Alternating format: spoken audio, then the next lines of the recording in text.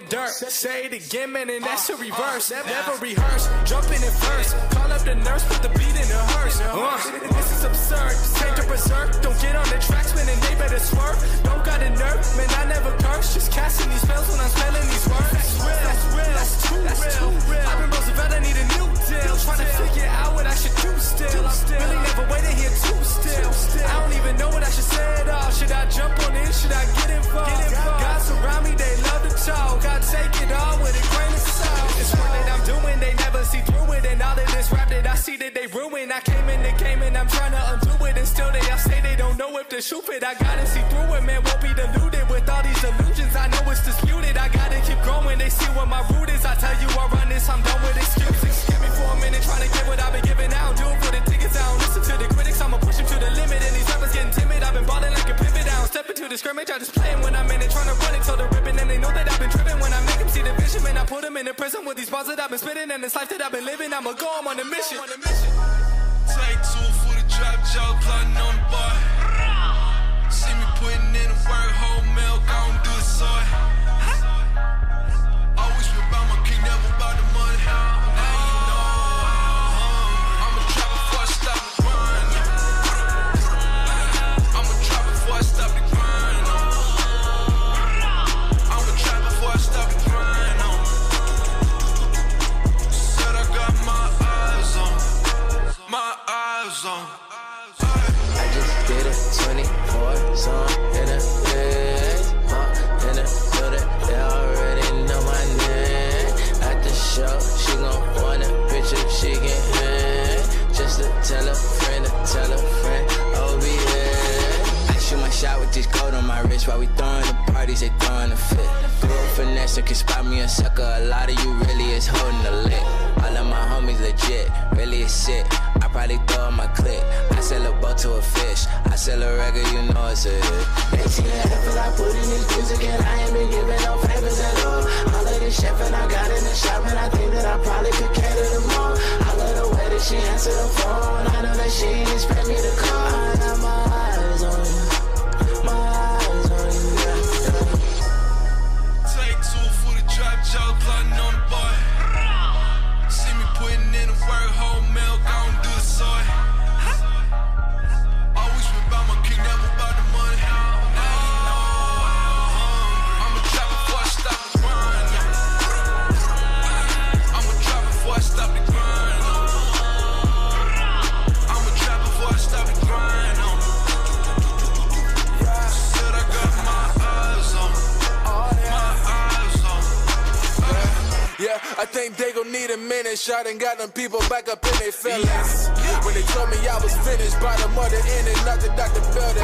Yeah, now Victor co-defendant, even Nike witness. We the next to kill it, show them the king how they living. Pictures so good, but not looking for business. They be stepping in from the back door. If they see you independent, then they pop jokes. That fear to the blows, boy, James Burke. Side stepping on the shade, see the footwork. I'm trying to be about this business, but still they want me in the kitchen with the bacon soda whipping. The thought of Louis so offensive, cause my guy, he gave his body just to pull me out the trenches. Hold up, wait. If I never see a million or the recognition, but I see the finish. Look, they're the greatest when they losing. Gotta keep on shooting even when you're missing. Yeah, now focus on the past while living for the day was never recommended. Rapping VA turned dependent. This kingdom can never be bought cause it's given and I live that. Yeah.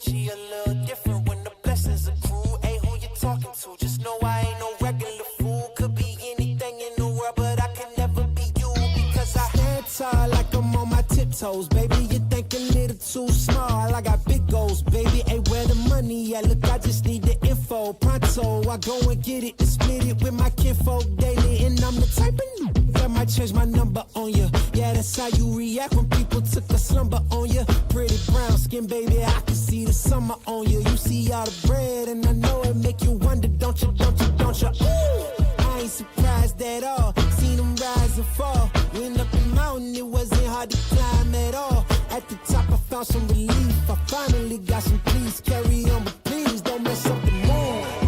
Yeah, I worked too hard for it. No, I need to beat it, before you mess up the mood. Yeah, ooh, I worked too hard for it, and I need it, so please don't mess up the mood. Don't mess up the mood. Don't mess up the mood. Yeah, I worked too hard for it. Yeah, don't mess up the mood. Oh, it's so crucial, I gotta keep it. It's in the ass everywhere. No, it's not a secret, and I bet they didn't think that I'd ever get it. Everything you've done, I did it. The life you're dreaming, I live it, and I'm coming in high. You better get out the kitchen. Yeah, I can make a hit on whatever you pitching. Baby, let me fill up whatever you missing. Or you like it up at the top, it's a better view, isn't it? I'm not surprised at all, no it ain't what you need, come on, just pay the fee, I supply it all. Went up the mountain and it wasn't hard to climb at all. At the top I found some relief, you see, so please don't mess up the mood. Yeah, I worked too hard for it, no I need to beat it, before you mess up the mood. Alright, ooh, I worked too hard for it, and I need it, so please don't mess up the mood. Don't mess up the mood. Don't mess up the mood. Yeah, oh come on, I worked too hard for it. Yeah, don't mess up the mood. Ashamed, think something new under the sun. You can't take back them things you already done. No.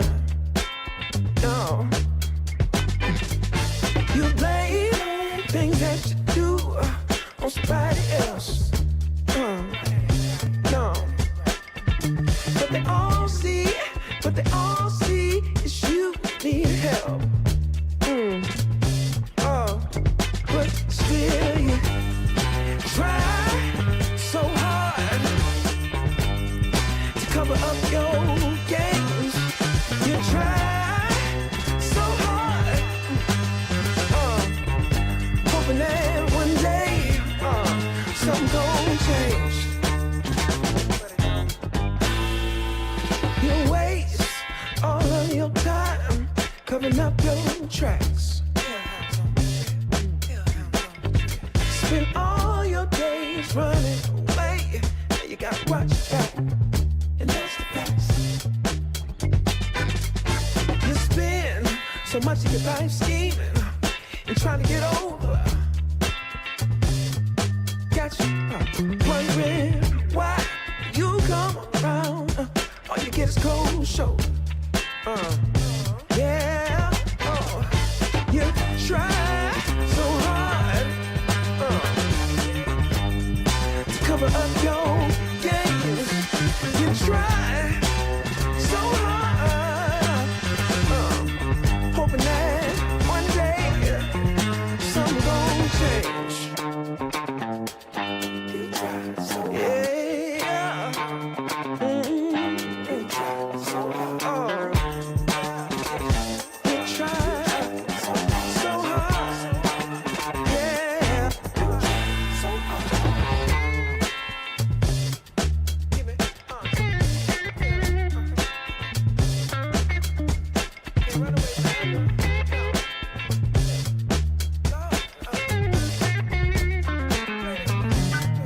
You gon' pay.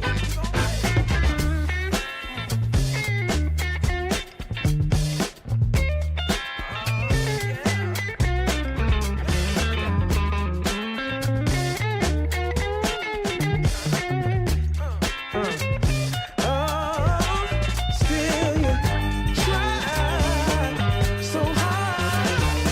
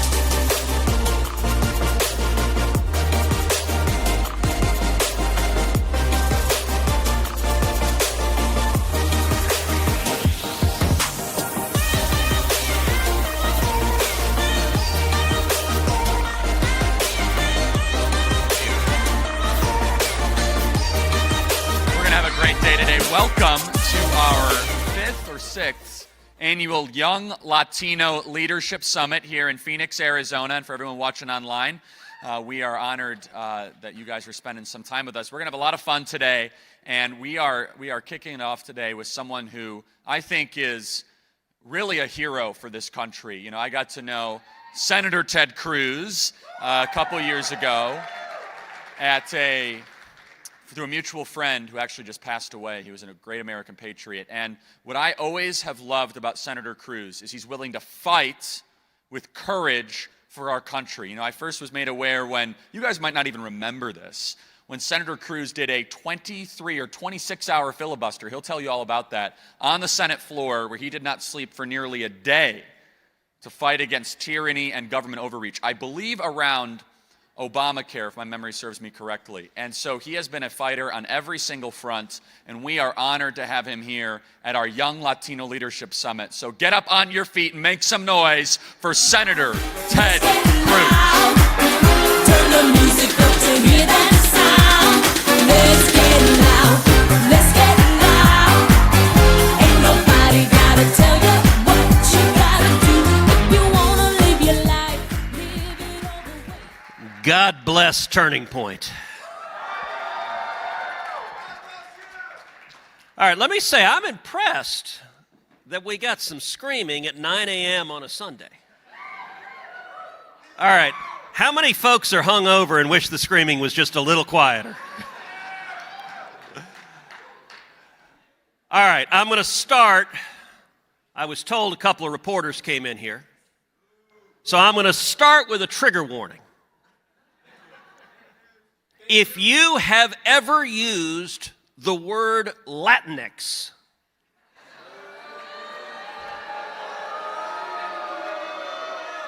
in a non-ironic sense,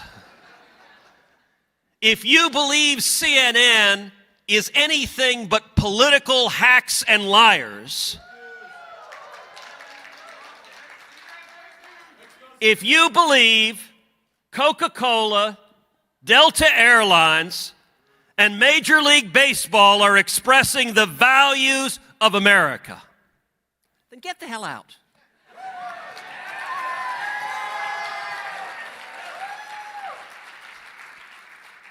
I got to tell you how encouraged I am being in this room.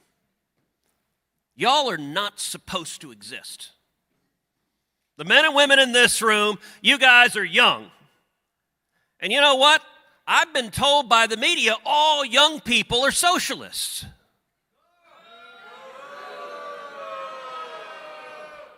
You're Hispanic. So apparently, you believe in open borders and lawlessness. What a gigantic load of crap. Look, everyone in this room scares the living daylights out of the press. You scare the living daylights out of college professors.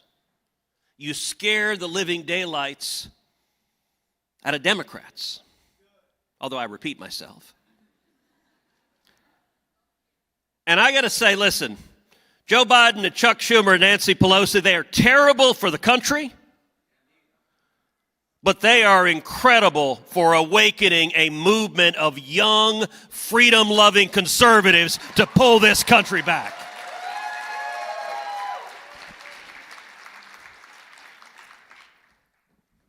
Democrats desperately want the Hispanic community to be quiet servants who are obedient. They want young people to be compliant and totally controlled. What young person in their right mind wants that? You look at cancel culture on campuses, where professors say any view other than the tired, lazy leftist view is not allowed. And they're so damn serious.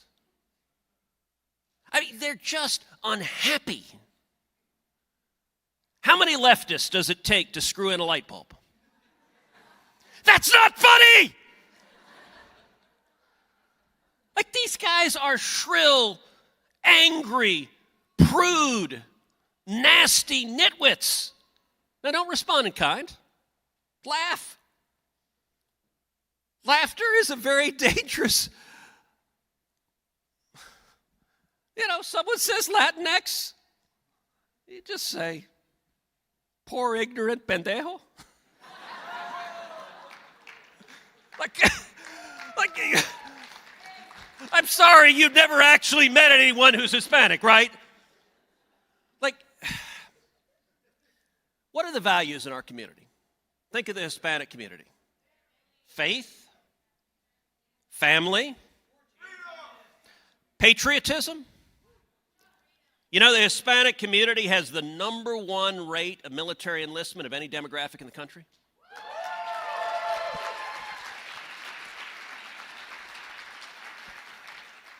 Years ago, someone asked me a question. Have you ever seen an Hispanic panhandler? Think about it. I grew up in Texas. I have never seen an Hispanic panhandler. Why? Because in our community, it would be shameful to be out there begging on the street.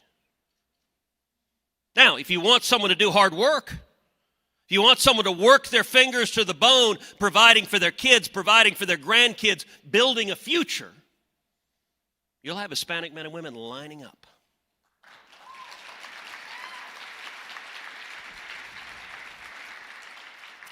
And you know, all of us, our family story, our families come from countries that have seen the disaster that is socialism.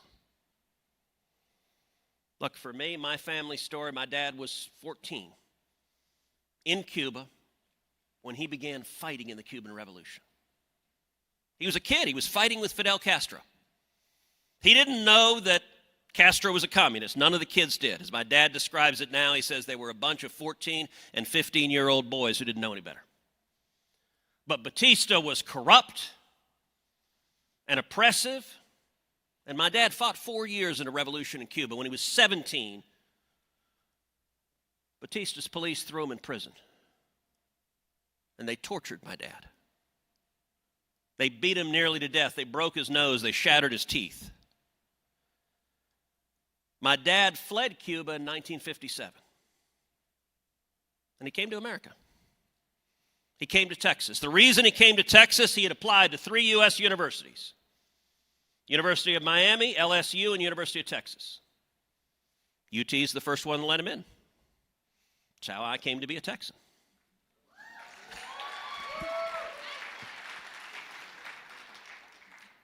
And when my dad showed up in Austin, he was 18. He couldn't speak English. He had nothing. He had $100 sewn into his underwear. And he got a job washing dishes, making 50 cents an hour. Why did he get a job washing dishes? Well, because he couldn't speak English. And you didn't have to speak English to wash dishes. You just had to take a dish, put it under hot water, and scrub it. And he could do that in any language. And he worked full time. He paid his way through school. And he worked towards the American dream.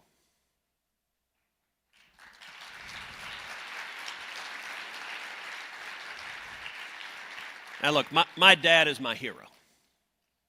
But you know what is amazing about that? That's the story of America. That is our nation. Let me ask you something. How many people in this room have a story like that within one generation of yourself? Raise your hand. Take a look around. All right, let's go back 3 generations. How many hands within 3 generations? You got virtually the entire room. We are built as a nation of people who risked everything for freedom. And right now, the left, they're nuts. The lunatics are running the asylum. But here's the good news. In politics, the pendulum always swings the other way. And as extreme as they get, as crazy as they get, It is going to move the country back in the direction of sanity. It is going to move the country back in the direction of free markets. It's going to move the country back in the direction of jobs. And that is going to result, I believe, in a fantastic election in 2022 and a fantastic election in 2024.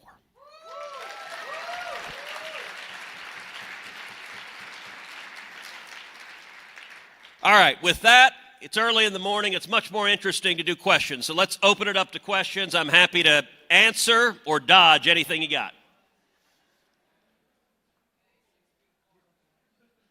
All right, and I think there are microphones coming. Where's the microphone coming?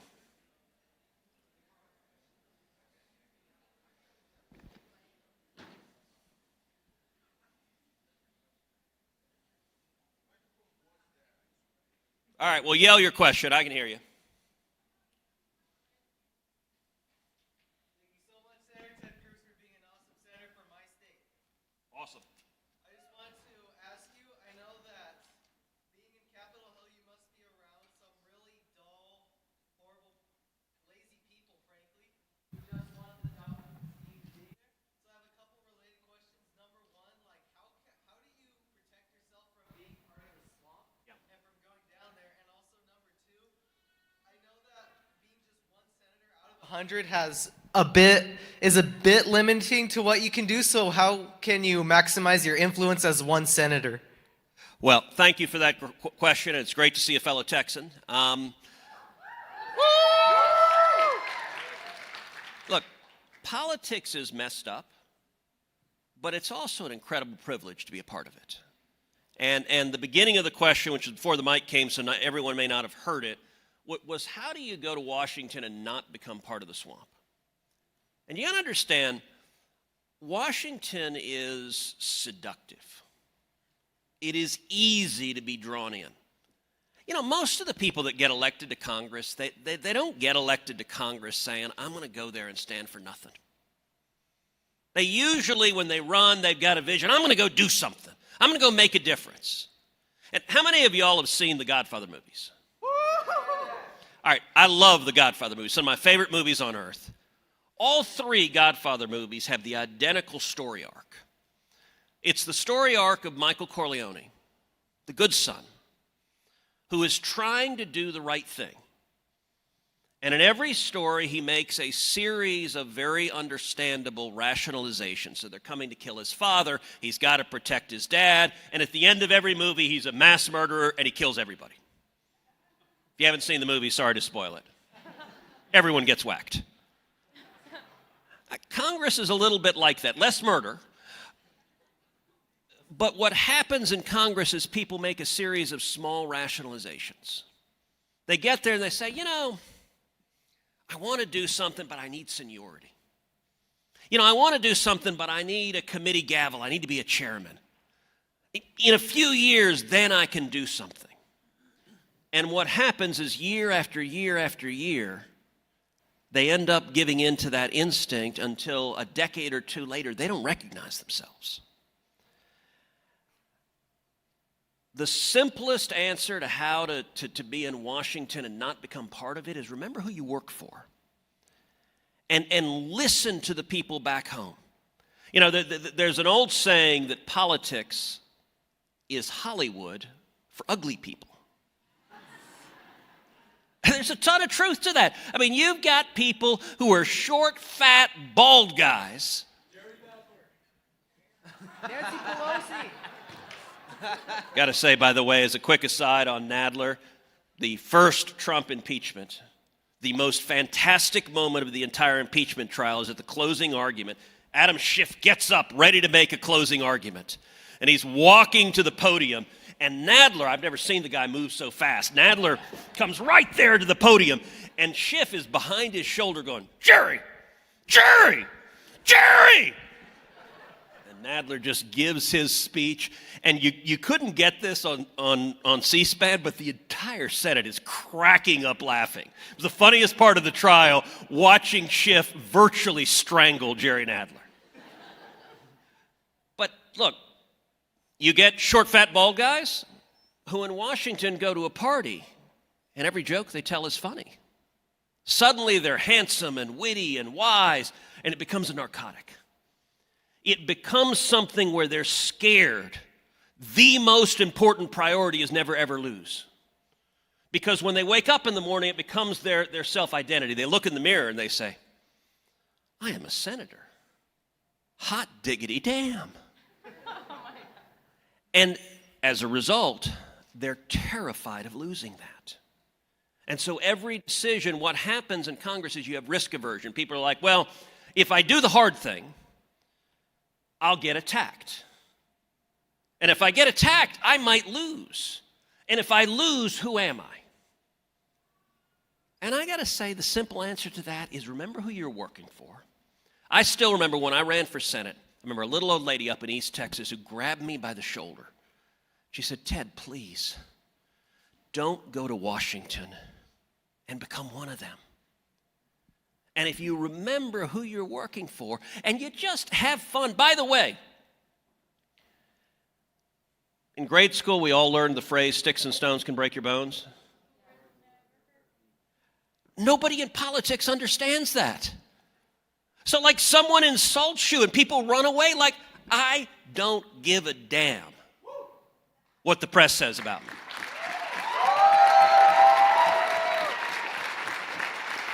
And by the way, for anyone who didn't figure it out, we had 4 years of Donald Trump illustrating that powerfully. It's liberating if you're not afraid of a little criticism and you go and stand for what you believe in and what you care about. And that's what y'all are doing, is being happy, cheerful warriors and discovering that the criticism can't hurt you. All right, next. Thank you.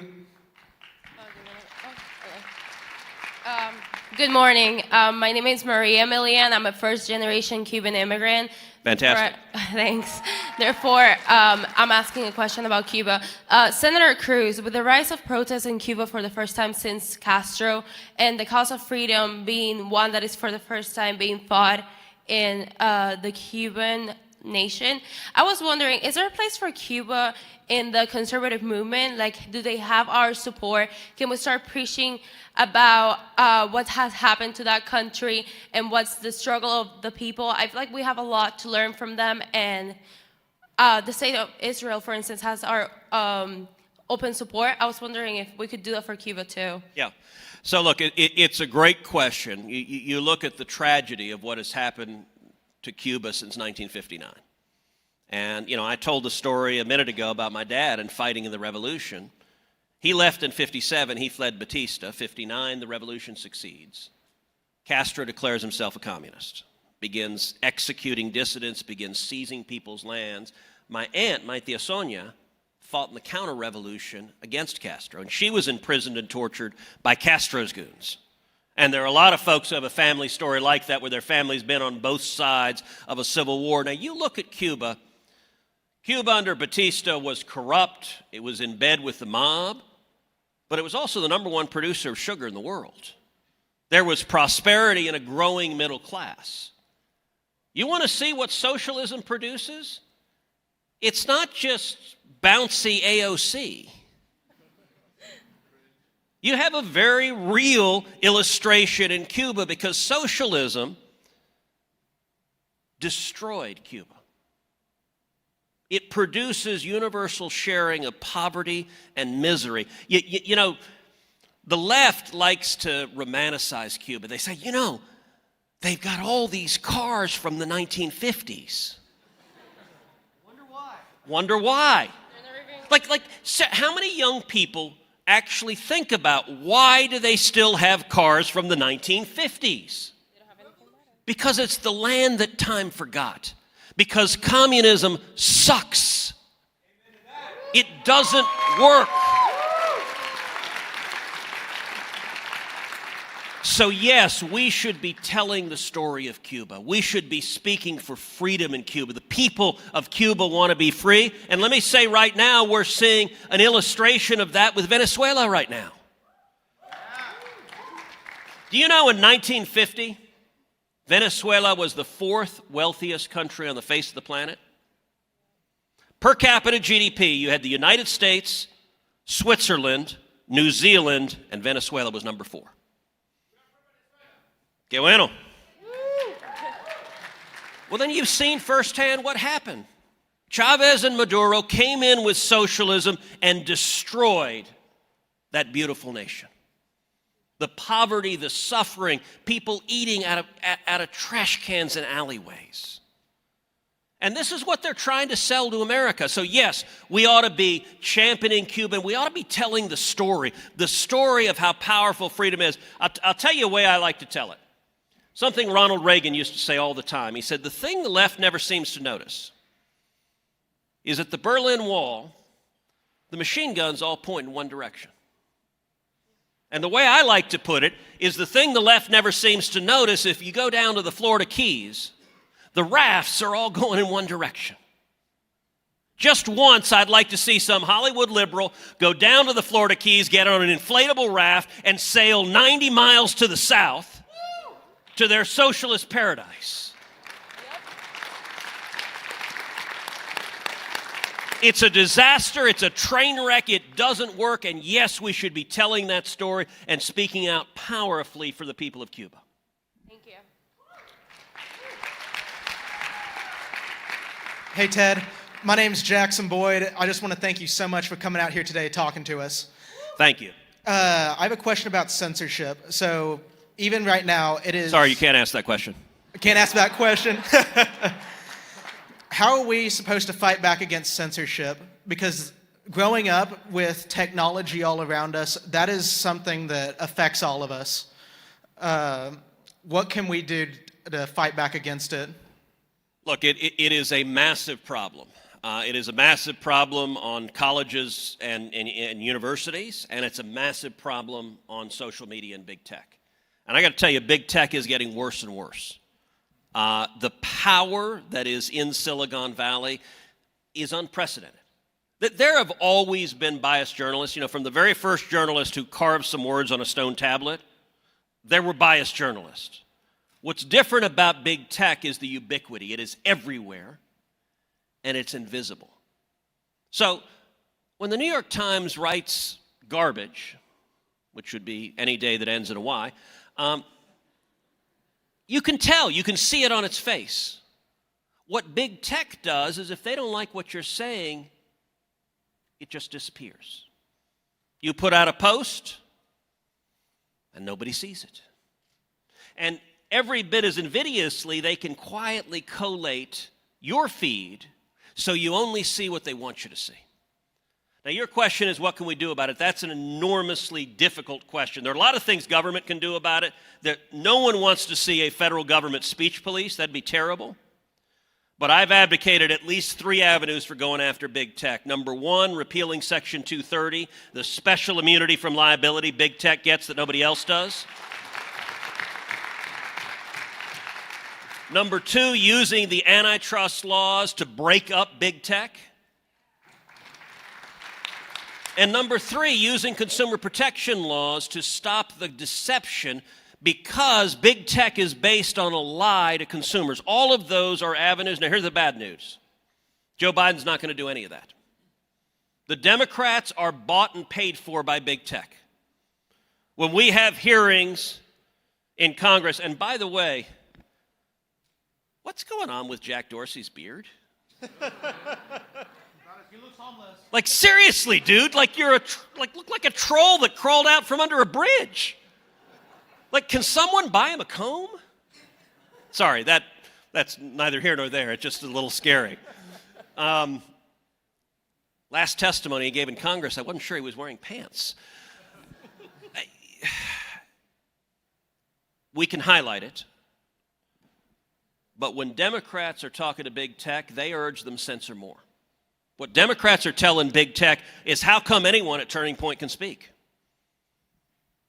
That power is enormous, and I think right now we just need to use every tool we have to highlight directly, to speak to people directly. And it's a challenge. Look, it's the reason why last year, January of last year, I launched a podcast, Verdict with Ted Cruz. If you guys don't subscribe, please subscribe to the podcast. It was the number 1 ranked podcast in the world last year. Yeah, seriously, subscribe. It's actually, we have a lot of fun with it. But we launched the podcast, frankly, to get around the gatekeepers. Now, might big tech try to take our podcast down at some point? Yes. But, you know, the first question is, how can you make a difference as one of 100? Well, one of the great blessings of being able to serve is that you got a megaphone. Use it. Use it and speak the truth, and the truth has power.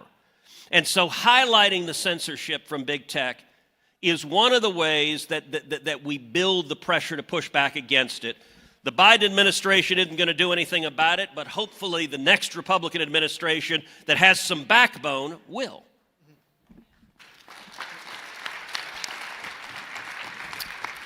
Senator Cruz, my name is Simon Molina. I'm originally from Venezuela, and it's really an honor to meet with you. Thank you. And, you know, right now, I really want to ask you, what are the bold actions the Senate and Congress are doing against the Maduro regime?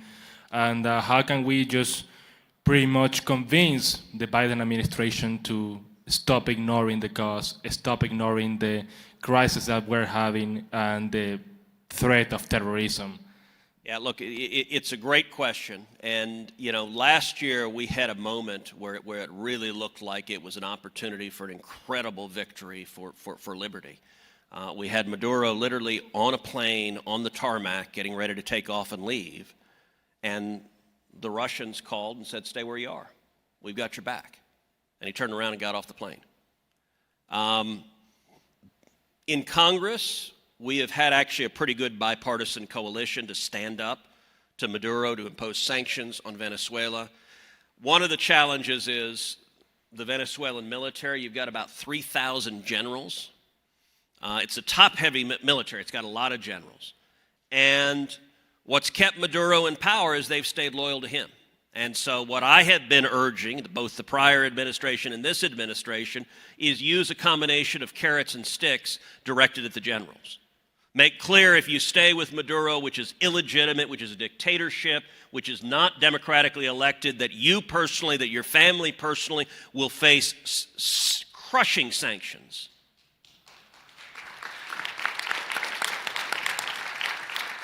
And that your future is better if you stand with a legitimate government. I thought it was fantastic, for example, that President Trump had Juan Guaido at the State of the Union address. I mean, that was a powerful, powerful moment. I'll tell you, I have met with Leopoldo Lopez's wife in my office, and I've told her that I look forward to welcoming Leopoldo there when he escapes from the oppression of the regime. But it's going to be a problem because the Biden administration, I fear, doesn't want to stand up vigorously against them. So we've got to keep highlighting it and holding their feet to the fire on it.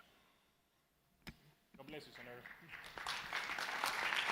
I first want to thank you for being here. It's really an honor to be able to have the privilege to talk to you. I'm from Champaign, Illinois, go to the University of Illinois, and I want to see if you could wish my friend a happy birthday, Grant. He wasn't able to be here. Yeah, he goes to ISU, student government. He had a meeting, but... Happy birthday, Grant. Yeah, thank you. I appreciate it. I think it's a pretty simple question. You know how socialism is on... Tell me Grant is not like a communist organizer on the campus. No, he's not. just checking. No. Well, I think... And then he wished the mass murderer happy birthday. I don't understand why. Well, I think it's pretty evident that college campuses are rampantly liberal. It's pretty horrible, honestly, especially in Illinois. It's unbearable, and they all just preach socialism. That's really what it is. Our professors, most people that live there. It's an epidemic, pretty much. But they all offer free stuff, and I wonder, how do we combat against that? Because you hear something free, yeah, it sounds great in theory, but these people, they don't want to really look into it. Just whenever you talk about it, they just shut you down. So how do we compete against socialism? Truth, humor, and stories. Look, y'all have a great opportunity because you're out there with your peers, with young people. You're out on campuses, and young people are being sold a bill of goods. Too many of the professors are not talking facts. Be a happy warrior. Engage on the facts. Engage on the substance. Why is it that socialism produces misery and poverty and suffering over and over and over again? You know, a few years ago, I did 3 CNN town hall debates with Bernie Sanders. Look, I like Bernie because he's honest. He admits that he's a socialist. He's a wild-eyed socialist. And I am a wild-eyed defender of free markets. And so those debates, they were CNN's 3 highest-rated programs that year. Those debates were 90 minutes each of free markets versus socialism, of facts. And we didn't call each other SOBs. We weren't insulting each other. We were engaging on the merits. That's a powerful thing. And I got to say, particularly now, look, young people, you're at school. You want to get along.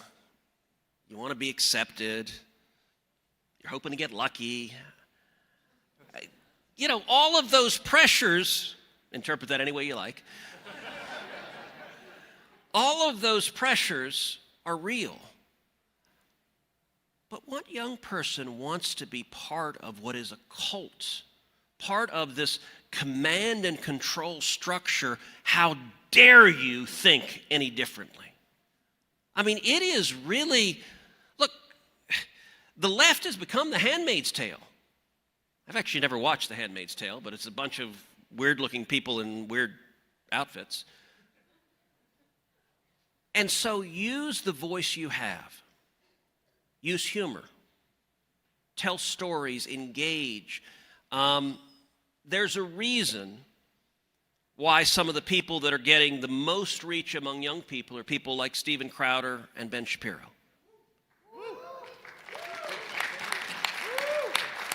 And I guarantee you, for the next 4 years, it's going to get worse and worse. In the middle of COVID in California, they brought in bulldozers to fill skate parks with sand. Like, the heck's wrong with you people? Like, the mask police are unhinged. And there's value to just asking some questions. Like, and by the way, I'm not the mask world. I'm not on either extreme. There's some people who say, I'll never wear a mask. Look, I wear masks on planes and in big public gatherings, but I don't view it as this, like, virtue signal of how noble I am. You know, you see people driving down the road alone in a car wearing a mask. I actually retweeted, someone on Twitter said, driving in a car alone with a mask is like lying in bed alone with a condom on.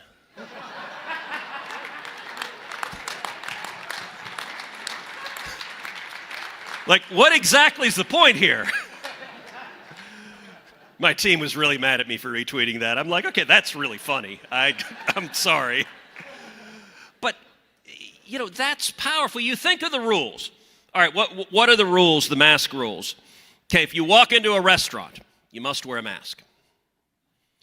Then when you sit down, you can take your mask off. But if you stand up, you got to put your mask on. So apparently it is connected to your thigh muscles. If your thigh muscles are constricted, it's very dangerous. Look, I flew on Southwest Airlines to get here this morning. I board the plane, I put on my mask. I have a cup of coffee. I remove my mask to drink the coffee. Everything's fine. Coffee kills COVID, you know. So do peanuts, whatever you're eating, pizza, anything. But the germs that disappear when you're drinking coffee, you put your coffee cup down, immediately they're back, run and hide. Like, this is just nuts. So I would say, in terms of young people, don't be crazy, but just ask some questions. All right, several years ago, there was a group out on the West Coast that went to a college, I think it was in Washington State. And it was this, young reporter. He's like, 5'7", 5'8", little blonde guy. And he walks up to a series of students. And he says, he's interviewing them on camera. And he says, if I say I'm a woman, am I a woman? They're all like, oh, yes. He says, okay. Just. He says, all right, how about if I say I'm 6? Am I 6 years old? And you see the students, they're like, yes. Should I be allowed to enroll in first grade? And you see the students, they start struggling. And then he says, all right, I got another question. How about if I say I'm Chinese? Am I Chinese? And they're like, and they're just stammering at this point. And then he finally says, all right, how about if I say I'm tall? Am I tall? And at this point, they finally found something like, no, you're not tall, you're a little guy. And he ends with saying, okay, so let me get this straight. I can be a woman, but I can't be a 6'11" Chinese woman. And the value of this is, look, young people are being brainwashed in a way they're losing the ability to actually think, to critically reason. And so don't respond in kind, but respond with humor, with substance, and freedom is contagious. Freedom is intoxicating. And our message, look, free speech is all about say whatever you want. We're not asking that you censor the socialists. They're the ones trying to censor people. Religious liberty, we're not saying you got to agree with my faith or your faith or anyone else's. We're saying it's up to you and God Almighty what faith you will believe.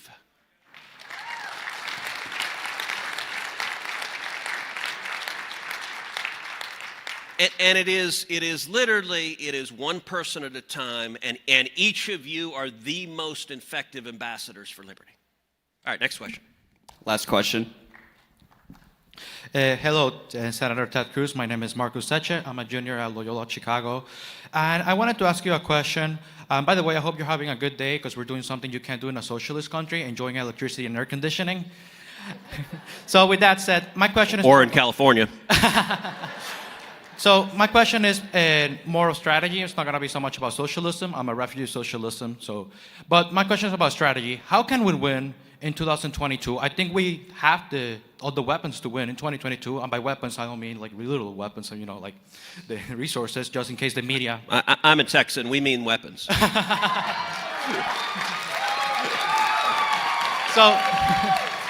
my question is, how can we win when we have a Republican Party that I always see people insulting each other, dividing?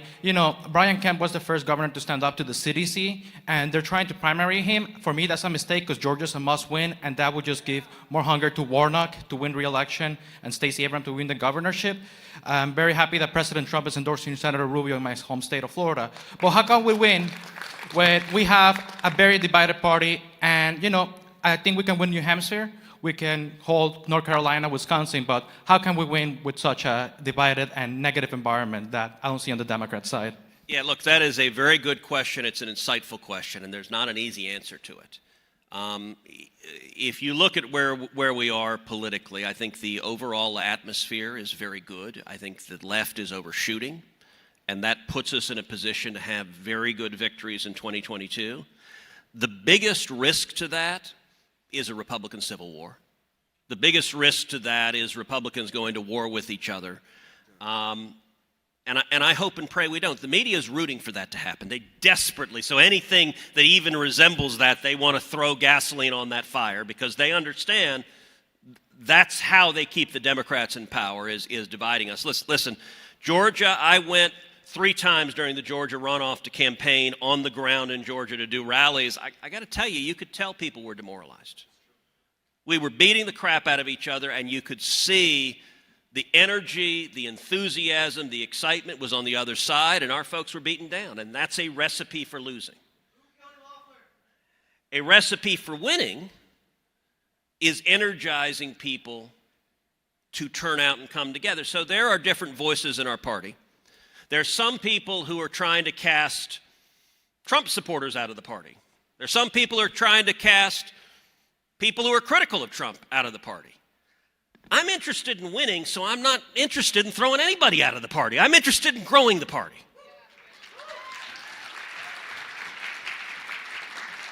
And we can have reasonable disagreements. It's fine to have disagreements. Listen, I have not been shy about taking on Republican leadership in the Senate.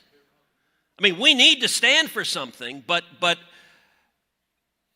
the key, and listen, Georgia's a great example. You look at the House, I think we have a very good chance of retaking the House in 22. It's only a 6-vote majority for the Democrats. I think we're likely to retake the House. The Senate is iffier. I think the national environment will be good, but we've got a tough map. You highlighted the two best chances for a pickup are Georgia and right where we are now, Arizona. The next two best chances are probably New Hampshire and Nevada. So those are 4 Democrats that we've got a real shot at winning in those races. But to do that, we're going to have to get good, strong candidates that inspire people. And it's going to have to be a grassroots movement. Look, there are a lot of folks in Washington right now that, particularly folks that have been there a really long time, that want to move beyond Trump and sort of pretend the last 4 years didn't happen. They want to go back to business as usual as becoming the Chamber of Commerce light. I don't think that's the future of the Republican Party. I don't think we're ever going back. But I think we need to energize and excite people with themes that are unifying. And I got to say, what y'all are talking about here are exactly those themes. Freedom is unifying. Free markets are unifying. Jobs are unifying. Securing the border is unifying. Protecting the Constitution and Bill of Rights is unifying. Voter ID is unifying.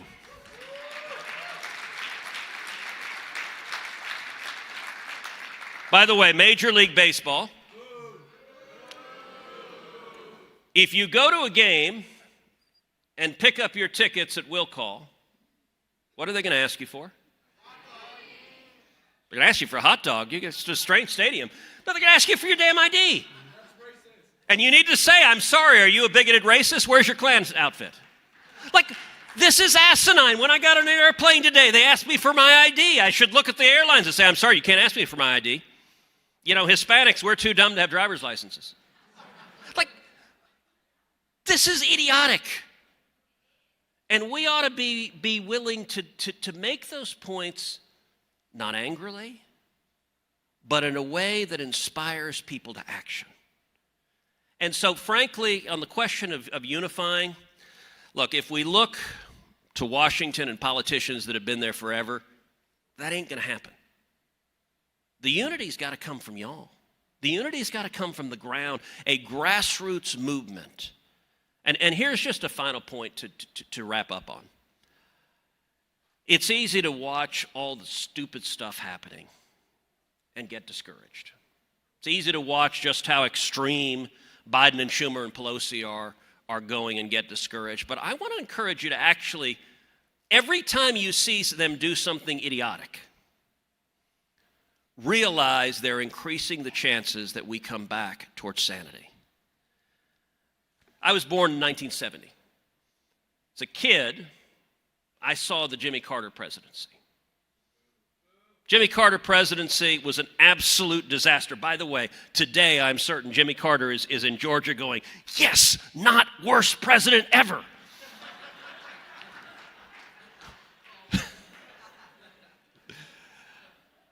But it took Jimmy Carter to give us Ronald Reagan. The country saw the disaster that was Carter, and it led to the Reagan Revolution that brought this country profoundly back in the direction of freedom. And so as you watch Biden and Schumer and Pelosi doing dumbass stuff, every time they do that, I'm encouraged, I would encourage you to be encouraged, that we are getting more and more likely that the country will swing powerfully back in the direction of freedom, and every one of you here is at the front edge of making that happen. Thank you, guys. God bless. Let me hear you go. Baby, I like it, the way you move on the floor. Baby, I like it, come on and give me some more. Oh yes, I like it, screaming like never before. Baby, I like it, I like it. Party, come on, fiesta, forever.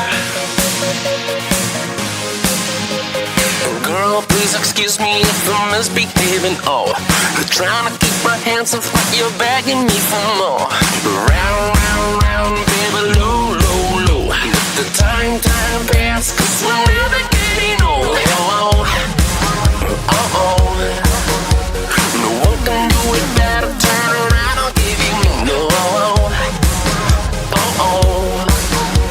Shout aloud, scream aloud, let me hear you go. Baby, I like it, the way you move on the floor. Baby, I like it, come on and give me some more. Oh yes, I like it, screaming like never before. Baby, I like it, I like it.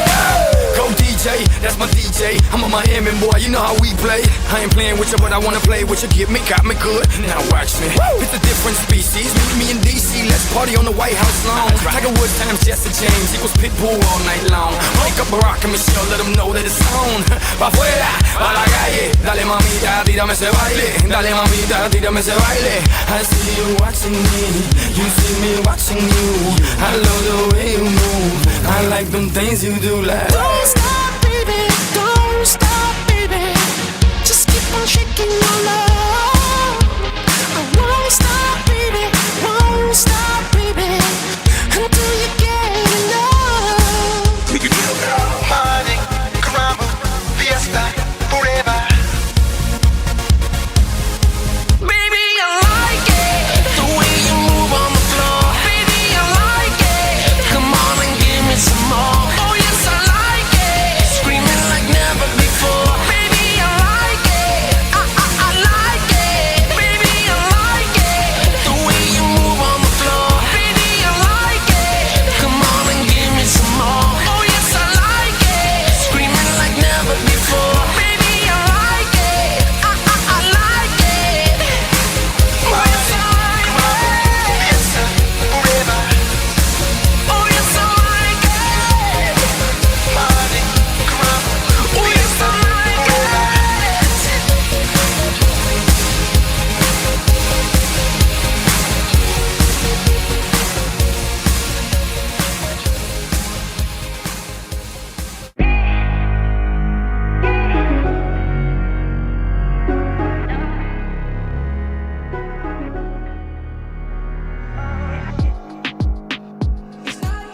Get on your feet for TPUSA founder Charlie Kirk.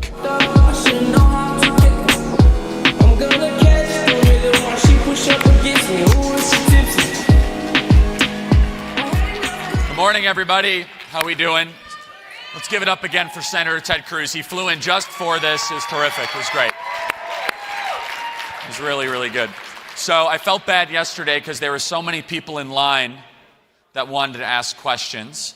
And so I want to make sure we get to that almost immediately. I want to just say, I want to thank our amazing young Latino leaders that have traveled all across the country to be here. This is the nation's largest conservative young Latino leadership summit. And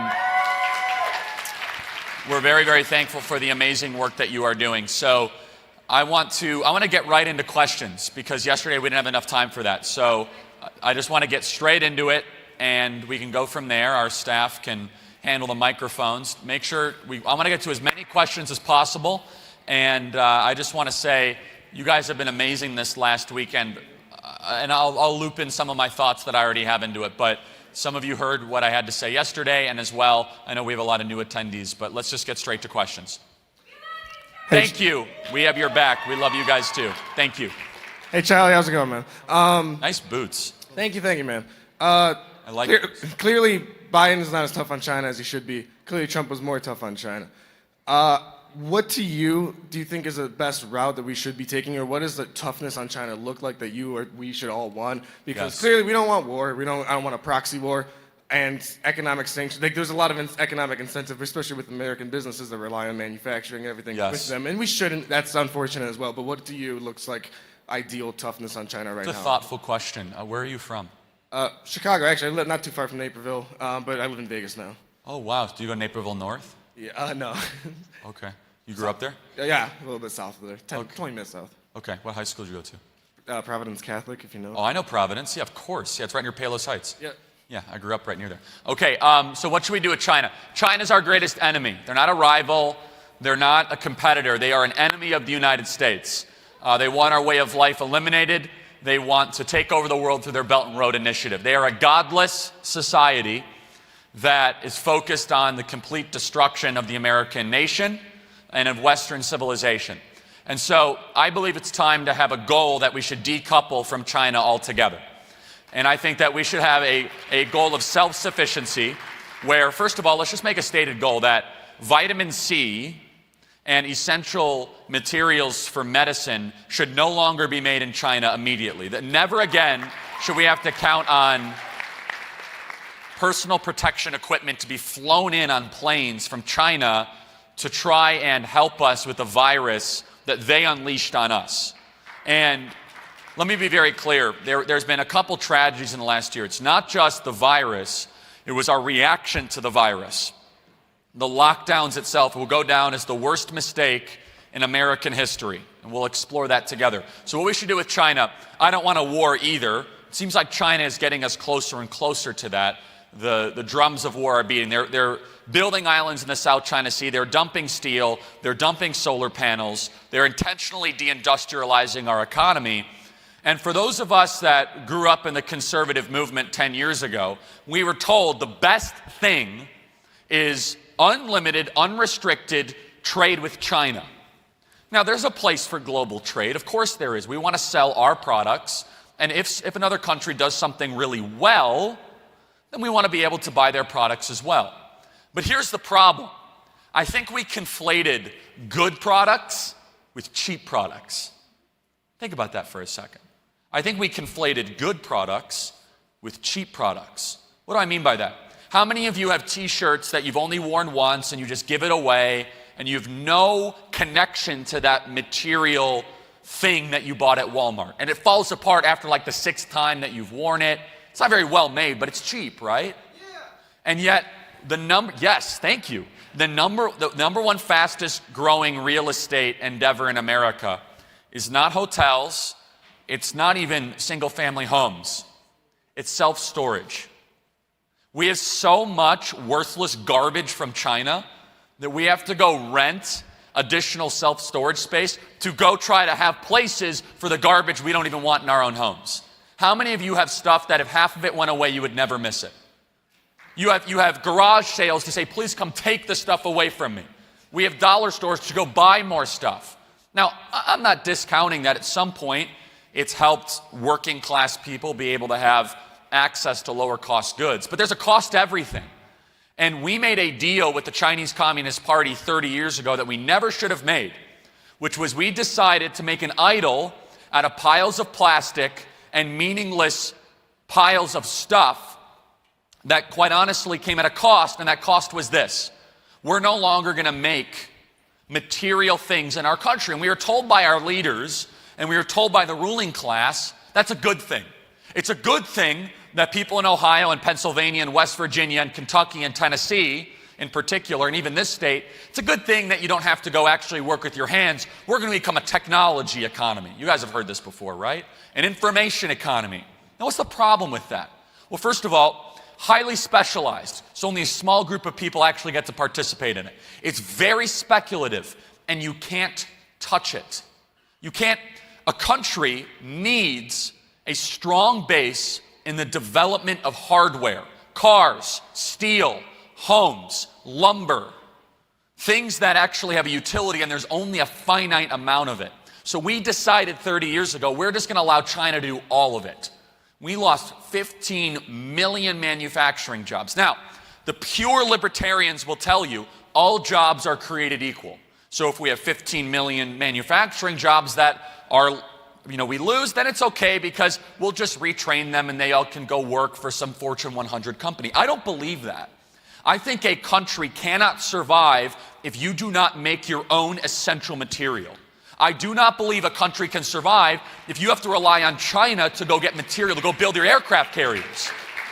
And so I don't think a country can survive if you don't make your own vitamin C, if you don't make your own essential material to be able to survive. So here's the problem with China, is our leaders, the people in charge, are addicted to the business deals that they have made with China because they've made a lot of money off of it. I'm talking about people like Mitt Romney, right? So, like Mitt Romney? It's interesting. Makes two of us. So, where Mitt Romney for years would go into these states like Indiana and he'd say, okay, we're shutting down this plant where you make washer and dryers, for example. Just a simple thing. All of us benefit from washer and dryers, right? Obvious. We kind of take that for granted. Well, now almost all washer and dryers are made in China. So what do we get in return? We got cheaper washers and dryers, but they were a lower quality. They broke way easier, and our fellow countrymen were out of a job. So what happens when a manufacturing plant closes in Ohio or Pennsylvania? We're told by the people in charge, the experts, that's okay, just go find another job, right? Well, it's not that simple. We know this. First of all, it's a death blow to people's way of life where they were given a promise. Show up to work on time, do your job, you're going to get a pension, you can raise your kids, the school will be in at least some stable condition in your local community. When you close down that manufacturing plant, the taxes that fund the school go down, opioids go up immediately, alcoholism goes up, the entire family structure begins to deteriorate almost instantaneously. What I'm saying is that this false promise that we engaged in with China is one of the main reasons why we have some of the other pressing issues in our country, because we decided that we want piles of stuff that we don't care about because that's somehow good for us. That's an overly materialist fascination, everybody. I have come to a place where I care much more about America, our home, and the nation than some abstract GDP numbers and whether or not we're getting cheaper piles of stuff that we don't actually care about. Here's how convinced I am of this. I would rather go buy a dress shirt like this for $100 that's made in America and wear it for the rest of my life knowing that an American fellow countryman of mine has made this shirt, then go buy 10 of them for $10 for some person in China that makes this, knowing that I'm actually making Xi Jinping and Chinese Communist Party richer. That sort of purchasing mentality we all have to have. So what do we have? I think we have to have a complete decoupling. I think we have to say, we're not going to make stuff in China anymore. And if you make stuff in China and you do business with China, I'm not going to buy your stuff. I know it's not easy. I know there's stuff that you guys, probably say, I got to have a process to this. But we, as Americans, there's nothing the Chinese can do that we can't do. They just steal all of our ideas. They only do it cheaper than us. So I admit, we make stuff here, you're right, prices will go up. But I would rather have less, higher quality stuff that I really care about. Jackets that I know, for example, that are made by Americans, than piles of this stuff that's it wears down and I don't actually appreciate it. And finally, from a geopolitical standpoint, it's time for us to strike back against China. They have cyber warfare against us. We should launch cyber warfare against them. We should have sanctions on China. They have to suffer for what they did with the Chinese coronavirus. They lied about it on the world stage. They should be shut down for the Belt and Road Initiative. And Joe Biden's not going to do this. And I wish Trump would have been even harsher on China, quite honestly.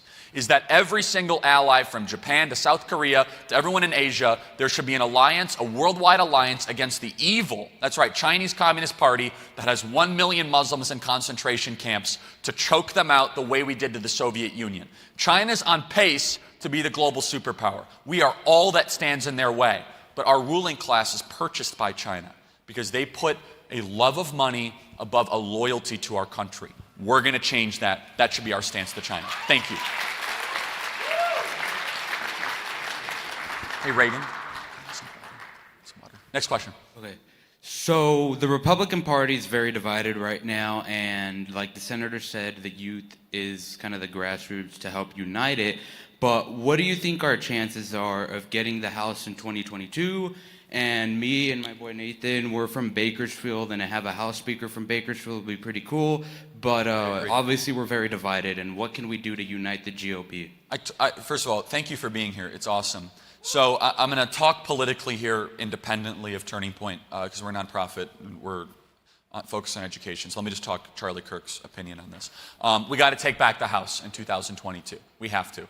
And it is absolutely imperative. So people are worried. They say the Republican Party is divided. I would use a different term. I would say we're misaligned. Let me prove it to you. I think that our leaders need to start listening to their voters. So how many of you saw the governor of Arkansas go on Tucker Carlson and make a fool of himself? So the governor of Arkansas goes on Tucker Carlson And he decides, anyone who thinks they can go on Tucker Carlson and out-debate Tucker Carlson is not a very smart person, right? Like, that's a really bad idea. Would we agree with that? Tucker Carlson might be the greatest television communicator of the modern era, if not of all time. So this is a guy that has done thousands of hours of TV, but no, the governor of Arkansas, somehow he was going to outwit him. So the governor of Arkansas goes on television, and he says, you know what?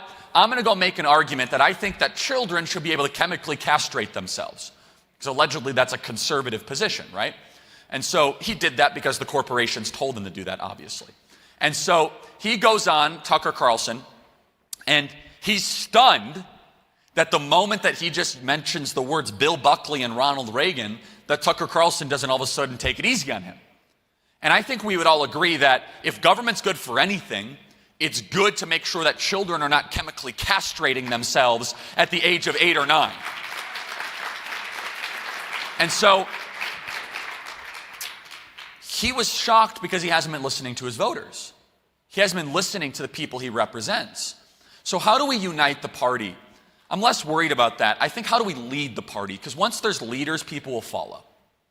And so that's the way we should uniting happens over time, but strong leadership is how we're going to make this happen. So I think we have to be very clear what we stand for. That there is a position in Washington, D.C. that looks at America like a colony. This is a temporary place for you to make as much money as possible, right? Who cares what happens around us? Whatever. I can always sell my homes and go to Singapore. That's the ruling class, right? Those are your professors. Those are the people in charge of our corporations. And then there's a whole different mentality. This is where we are. So America's our home. This is a country we love. We love that flag. We love our history. We love how heroic our story has been. We're not going anywhere. Like, we're here to stay. We want to build families here. We want to flourish here.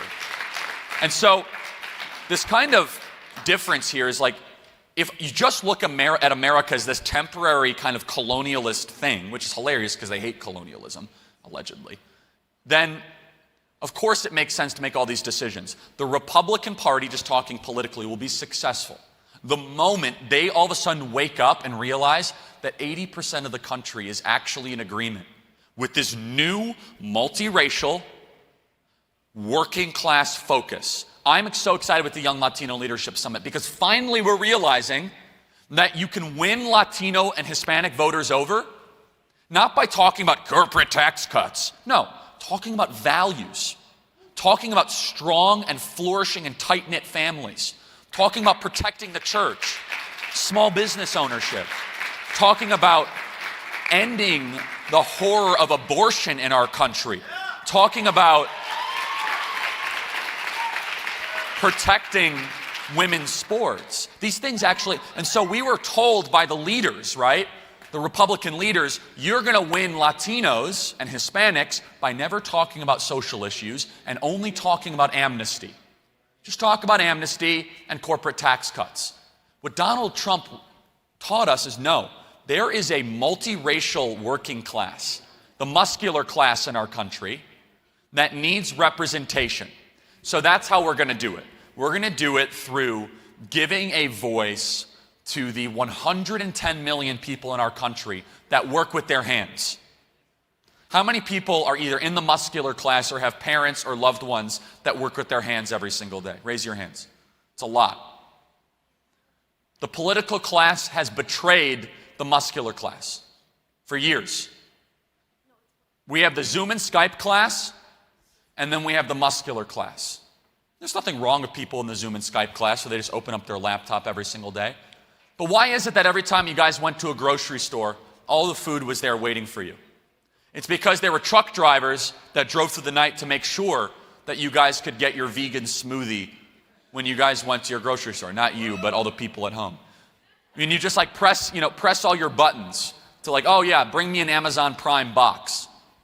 There are millions of people that work day and night throughout the pandemic to make sure that the ruling class could get their next Amazon delivery box in a moment's notice.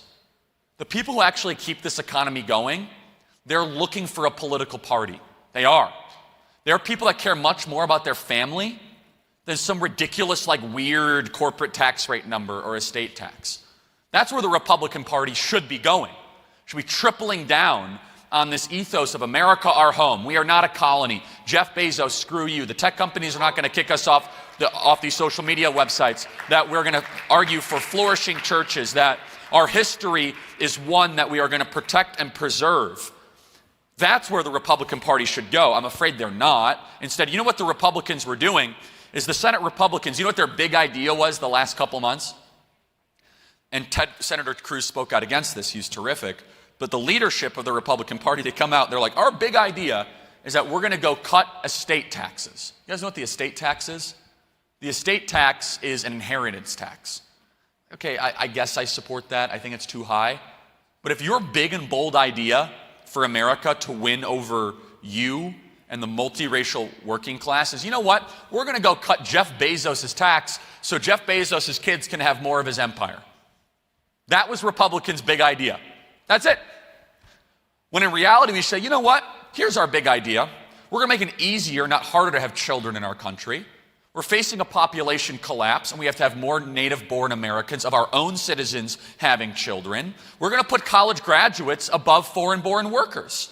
We are actually going to make it easier, not harder, to find a job in our country. And we're going to say that if you're a tech tyrant and an oligarch, you're going to feel the full force of the federal government coming after you because you hate our country and you made all your money here and you want to leave it in an instant. That's what the Republican Party should stand for. If the Republican Party did that, we win the House by 70 votes. So we'll see. Just talking about corporate tax cuts and these like this kind of like soundbite, like, oh, we stand for opportunity. Like, I get that. Enough. People want real results from their leaders. Thank you for your question. I really appreciate it.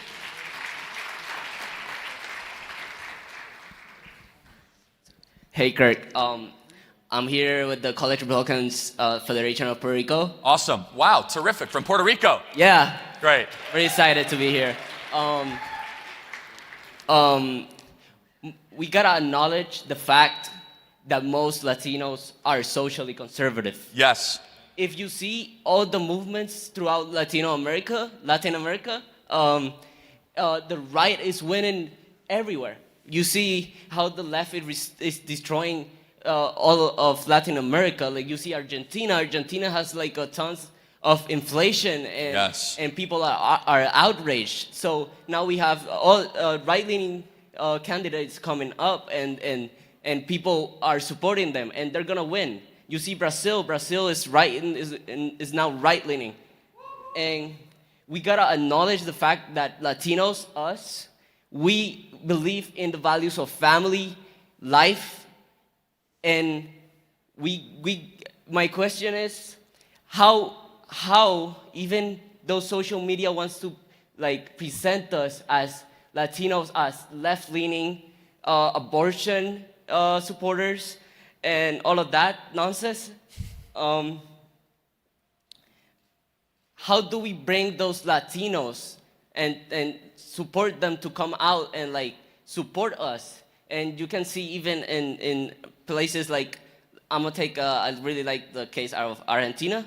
Argentina just passed the abortion bill. Like now there's abortion, but 70% of the population is anti-abortion. Yes. So my question is, how do we get those people on our side? All those socially conservative. Totally. I'm Puerto Rican, and when I talk to people, they say, "Oh, I'm left-leaning. I left this, and I love the left." And when I talk with them, "Oh, yeah, I'm pro-guns. I'm pro-life." Yeah, exactly. Yeah, so here's why. Latinos deserve better leaders right now, and the conservative movement has not done a good job of this. And again, you are not going to win over a population of people, the Hispanic community, just by talking about free market economics. I love the free market. I think it's the best way to improve people's lives. I like it because I love people. But we need a pro-human agenda. And if you're afraid to talk about life, marriage, family, and the fourth issue is a really good one for us, safety. And so many Latino and Hispanics that have come to this country, how many of you heard stories from your parents or grandparents, or maybe yourselves, where you saw all of a sudden the streets get out of control, where you saw lawlessness spread?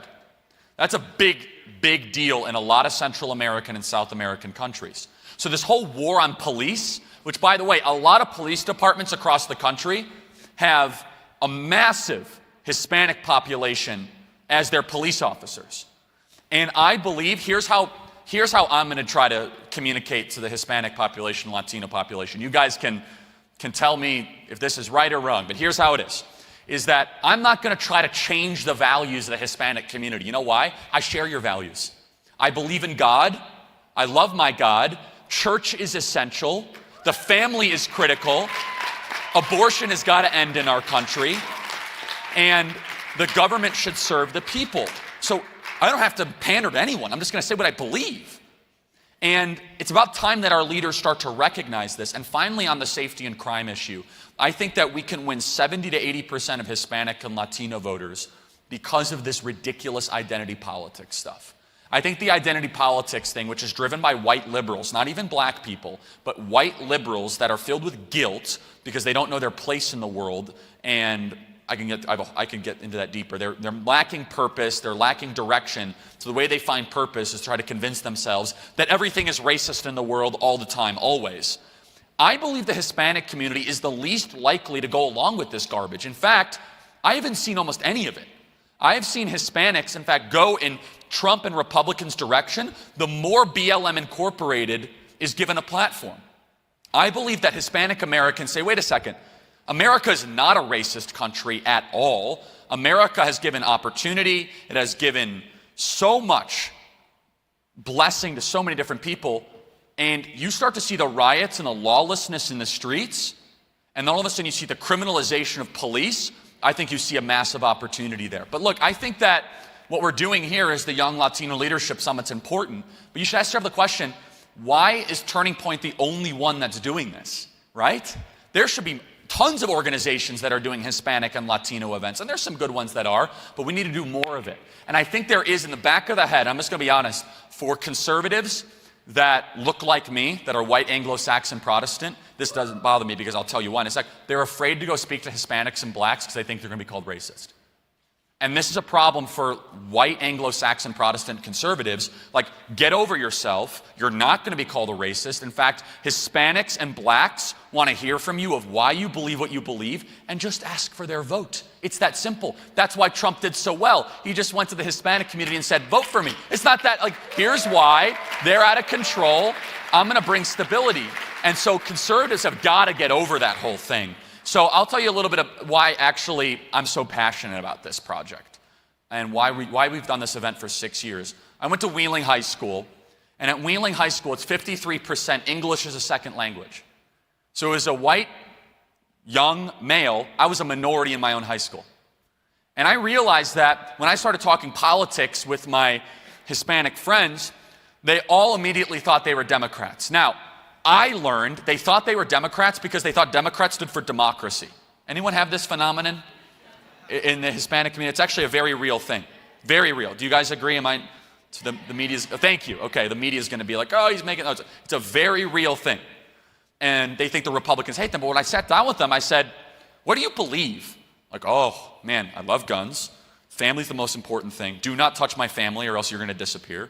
And that's a Hispanic, that's a value in the Hispanic community that, quite honestly, a lot of upper middle class white people in America could learn the value of family from the Hispanic community. I wish upper middle class white people cared about their family as much as Hispanic. No, seriously, it's terrific. I love it. I love it where it's like my friends that I grew up that were Hispanic, I was like, what do you do on the weekends? Like, oh, we just hang out as a family.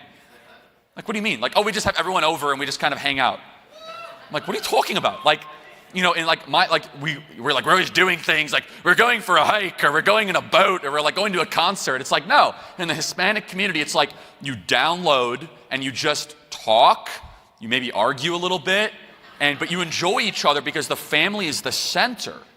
And that's something that's just been lost in America, and that's an amazing contribution from the Hispanic community, and the Catholic roots of the Hispanic community are largely to thank for that. And so I grew up around that. And I know that is a stereotype the media never likes to say, that, no, I actually went to a high school that was incredibly diverse. And I realized this, they're all conservative, they just didn't realize it yet. And we've done a poor job of communicating, and quite honestly, we always do this thing, I hate pandering, I hate it.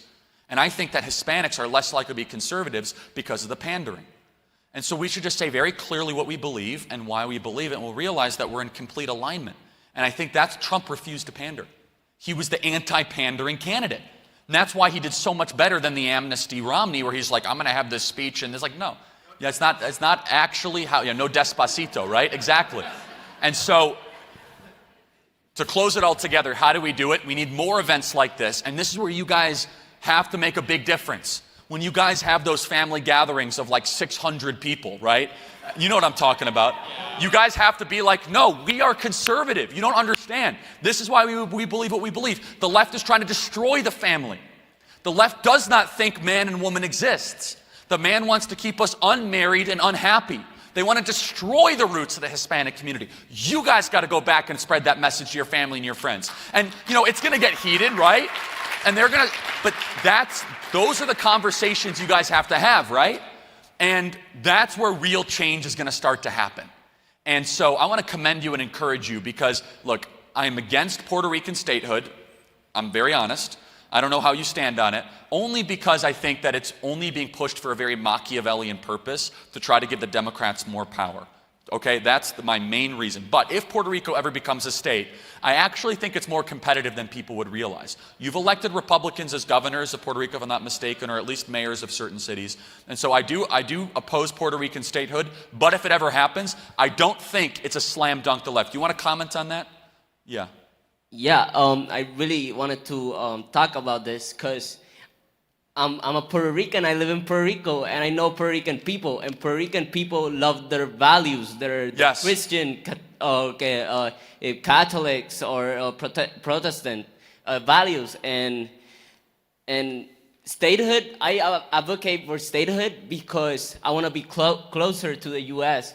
Because sadly we have like a lot of like a lot of parties that want the independence for Puerto Rico, but they wanna, because they're supported by socialism and like Venezuela and Cuba, and they want to destroy Puerto Rico as they did with a lot of countries. That's why I want statehood. But no, and I totally respect the opinion. I would want statehood if I lived in Puerto Rico. Because you should always advocate for your home. That's a very important principle. And I would like to ask if Turning Point USA or could have events in Puerto Rico, because we have a lot of conservative That would be people. fun. And maybe we can take the step and get to know people and get like our base. Yes, and look, I'm always open to have my mind changed.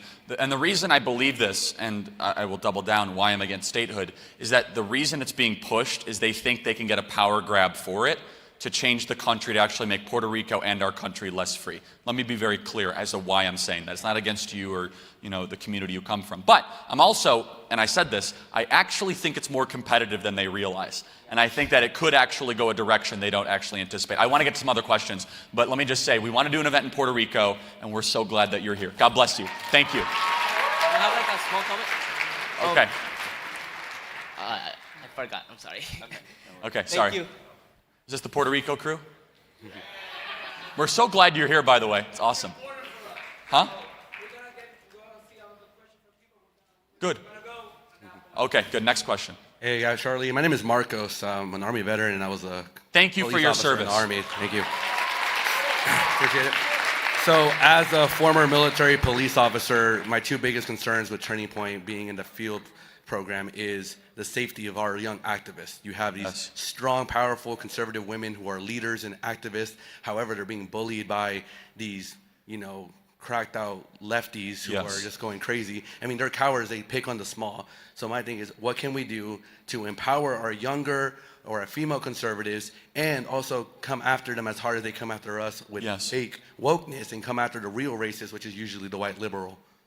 Absolutely. If any young woman is ever threatened anyway, by the way, I'm a huge advocate of young women arming themselves, big time. And I think that, absolutely.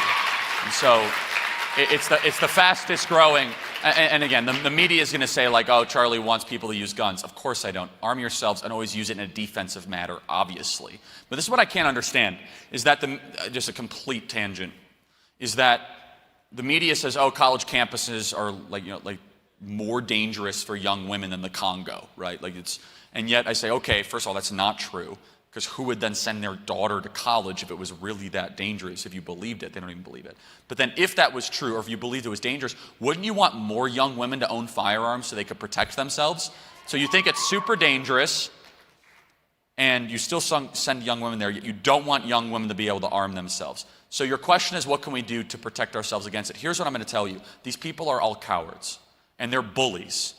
Okay, and the reason they're able to do what they do is because they have not been challenged enough. And so this takes courage on everyone here, but you all know a liberal bully in your life. And they think they're right about everything. They have a snobbish, obnoxious way about them. And they have a totalitarian mindset. They would have been great dictators. Would you guys agree? Like, these people should never be in charge of our military. Seriously. The Constitution was written for people like this. The only way to deal with these people is to stand up straight, look them straight in the eyes, and get your words right, and tell them what they really are, which is, you're a bigot. You care way more about skin color than anyone else does. I care about values, and I care about character. You're a bigot. By the way, use bigot, not racist, because they're like, no, I'm a good person. You're like, no, actually, you're a bigot, because you're more racist than a KKK member would be, because you care way more about skin color than anyone else does. And so I think that we have to start to have this posture that if they're going to be in your face, and all of a sudden this is going to become a values debate, like, oh, you're a bad person, here's how you shouldn't deal with it. How many of you guys have been called white supremacists? Raise your hand. Yeah, every Hispanic in the room has been called a white supremacist. Like, this is where we're at, right? And everyone laughs because it means nothing, because the media has done this, because they're enemies of the American people, and they are. And because they want a race war in our country where it doesn't exist, where we actually get along really well with each other, right? Because we look at our people's soul and their spirit, and that's the American ideal. And we accomplished it when I grew up, and now we're deciding to destroy it because a bunch of unhappy people, godless, unhappy people, are mad they don't have enough power, so they're trying to start a race war so they can be in charge of the country. That's basically what's happening. And so I think we have to reject the premise together, and insofar that they call us these names, here's what you don't do. When they call you these awful names, do not explain yourself away. Don't. You got to stop doing that. Be like, no, trust me, I'm not a racist. That's a waste of time. Say, no, you're the bigot. Like, screw you. Like, you're the one that cares about skin color. You're the one calling me a racist. The fact that even entered your mind means you're full of hate and venom and vitriol, and I hope you find Jesus Christ one day. Adios. Like, that's what you should say. And that's the only way to deal with these people. This whole thing, I see these wonderful conservatives, they write these elaborate posts of like how I'm not a racist. There's no convincing these people. They think everything's racist.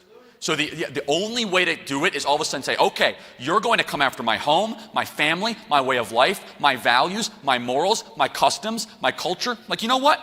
I'm not going to take it anymore, okay? You're not going to be able to do that. You're the one that actually is dividing us. You're the one that's filled with hate. You're the one that's filled with venom. You're the one that tries to kick us out of fraternities, out of sororities, out of classrooms, off of social media, all because we have a political view that you don't like, or I dare to wear a Make America Great Again hat around. Like, you're the intolerant bigot. I'm the one that wants a free America. Have a nice life. That's how you should handle it.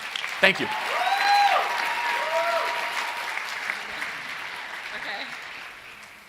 Hi, Charlie. I'm the president of my university's Turning Point chapter and was recently had communists and socialists try to cancel me on Twitter for highlighting a conservative woman for Women's History Month. Which woman?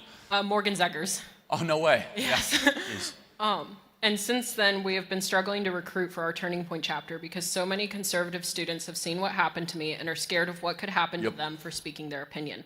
What do you have to say to conservative youth on college campuses that are afraid to speak up? What a great question. What school do you go to? Wichita State University.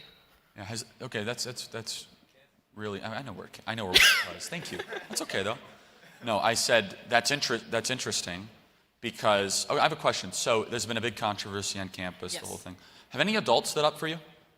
I've had Morgan and I've had Turning Point behind me and some other conservative. No, but I'm talking about like adults in the local area, people that are supposed to be the guardians of our civilization. I've had the local college Republicans and youth Republicans. Exactly, all young people. That gets to my point. A society will fall if the guardians don't do their job. Who are the guardians of a civilization? People that have been around a little while. They've left you out to dry, right? Has the governor called you? No. The governor's off? Of course not. They don't care about young conservatives on campus. It's an annoyance to them.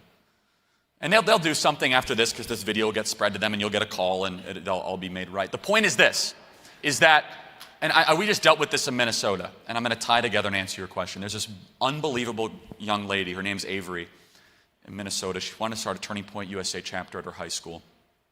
Wakes up one day and there's all these racist messages that she's being accused of being sent. I mean, you talk to her for like 20 seconds, you're like, there's no way. I mean, these are the most graphic racist messages. And so, of course, we knew it was a hoax, obviously, because they're accusing her of it. And I said, this is like written in a Hollywood script. So what happens? The guardians of the local area, the adults, they start staging protests. Walkouts, teacher boycotts, days off of school, because they blame this girl, Avery, for sending these racist messages. The local police got involved. And the Federal Bureau of Investigation, the FBI, got involved. Could be a hate crime, right? That's how bad these messages were. Of course, she got exonerated, ended up being all made up in a hoax. But you know what's interesting is the FBI refuses to say who actually wrote the messages. The FBI wrote a statement, and they said, oh, the person who wrote the messages wanted to shine a light on social justice and racism in our society. They tried to destroy a young girl's life in Minnesota. But here's the point. Most parents in the local area watched idly by while this happened. I don't get it. I am running out of patience with the adults in this country. I am. Because our kids are getting steamrolled every single day. And you're in a conservative state like Kansas, and you've been smeared and targeted, and you said young Republicans, Turning Point college Republicans, yet you don't have a board member, you don't have a donor of the university, you don't have a state representative or a state senator who comes in and is the adult in the room and starts to stand for the conservatives that are getting killed on these campuses. No one. And I'm losing patience here because you guys are the ones that are called these names every day. And I get it. For the baby boomers out there, you want an America where you can golf and watch TV every night. That's done. We are in the middle of a culture war right now. And our kids are getting targeted for digital assassination every single day. You're right. You might lose a couple friends if you stand up for a kid at a local college. How many of you have lost friends because of your politics? Raise your hand. Welcome aboard. But here's the thing. I'm getting exhausted because I hear these stories every day. And the common theme is I ask, did anyone stand up for you? Yeah, all the kids did. Like the local conservative kids, Turning Point did. But parents kind of just sat idly by because they wanted it to pass. A civilization will get destroyed in one generation if the guardians don't do their job.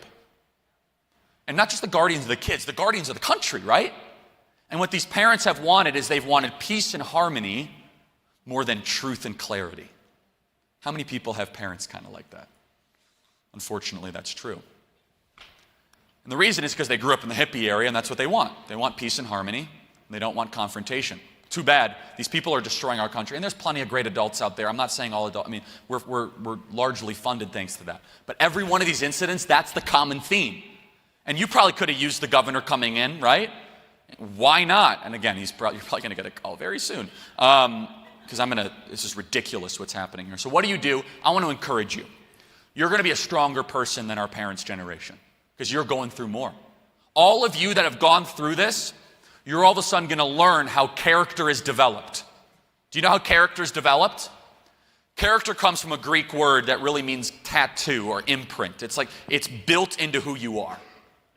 Your liberal friends that have everything given to them, they do walkouts and they act like they're oppressed, they're not going to have the most valuable thing you're actually going to have when you're 30. You know what the most valuable thing that you're going to have when you're 30 is? It's not your friends that drink with you till you're 2 a.m. Stop doing that, by the way. I have a whole speech on that. It's not your social media likes. It's not even the little factoids that you learned from college that you're going to forget. No, there's one thing that lasts beyond all of that, and that's your character. So your character is this. You want to know? There's a great quote from Aristotle that shows power shows the man. If you want to find out who someone is, put them in a position of authority and give them a bunch of stuff and a bunch of resources. You'll find out who they are really quickly. We saw that with some of our governors in this country, right? How awful they were. How awful our ruling class and our leaders were. The only thing that will last for every single person in this room is whether or not you make a dedication to improve your character over the next 10 years. So how does one improve character? If only our schools taught this. Do any of your schools teach this? Of course not. They teach you how to be angry and hate the country. Well, I get homeschooled parents. We need to increase the homeschooling population. We need to double the homeschooling population in our country immediately. So how do you build character? There's a couple different ways. You can teach it to pursue the good, and what does it mean to be good, and what is the difference between good and wrong, and evil, and right and wrong, I should say. You should try to teach wisdom to young people, which we decide not to do, obviously, because there's no God in our colleges, therefore there's no wisdom.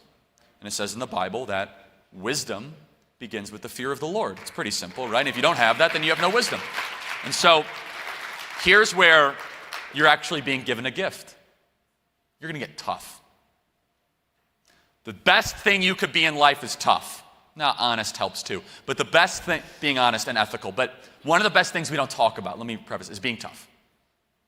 We don't. How often do you guys hear that word? Not very often, right? You hear, thank you very much. You hear justice, right? You hear happy, content, pleasure. That word tough is not used very often, right? What does that mean? Here's what tough is. It means the next time that something like this comes at you, because it will, it's life, it's inevitable. You're not going to get rid of the difficulty. You're like, what? This is easy. I have the muscle mass to be able to deal with. All of a sudden, you're at a job and someone says something about you. You're all of a sudden going to build a shock absorber that allows you to deal with life with a cheerful, winsome attitude. That's really what we should be doing with our kids. So you guys are all given a gift, believe it or not. Every person in this room, because of the persecution you've received, you've been given a gift. We don't do the victim thing. I hate it. It drives me insane. Like, oh, we're going to have a competition of who the most oppressed person is. Like, if that's for you, like, go to college. Like, that's what they do all day long, okay? Instead, I'm going to say, no, you've actually been given a gift because you've been attacked. I'm going to tell you the opposite, that you're lucky you've been attacked. Because all of a sudden, 10 years from now, when things really matter, and your friend group that you thought were your best friends in college has disappeared to like 2 people, if that, and all the social media experience, all that stuff goes away, the only thing that will last is the impression of who you actually are. Every decision you make, especially the ones under pressure, end up being a reflection of your soul and your spirit. So how many of you have had to make decisions under pressure when it comes to politics? Whether or not to post that, whether or not to start the Turning Point group. Pressure is how you create good people. The reason we have such a miserable generation is we removed all the pressure from them. No grades. Turn in your assignment whenever you want. Everyone's the same. We're all equal. Don't pursue any sort of hierarchy. There is no good. You remove the pressure, all of a sudden you're not able to put people in an environment where they can actually get tougher. So, what do you do about it? I'll help you at Turning Point, but I want you to leave with an attitude, be like, hey, I'm going to get tough. I'm going to build the metaphorical muscle mass to be able to deal with this stuff the rest of my life. All of you can. And if you come out with that mentality, every time a trial comes your way and you endure it, all of a sudden you're going to look back as a victor over that circumstance, and you're going to say, hey, I can actually get through this life thing. And I can get through it because I have more wisdom, a better outlook on life. I'm going to pursue the good, and I'm tougher because of it. And that's the thing that you've been given that the left will never have, because they're fragile and you're tough. Thank you. God bless you. Okay, we'll get to 1 or 2 more.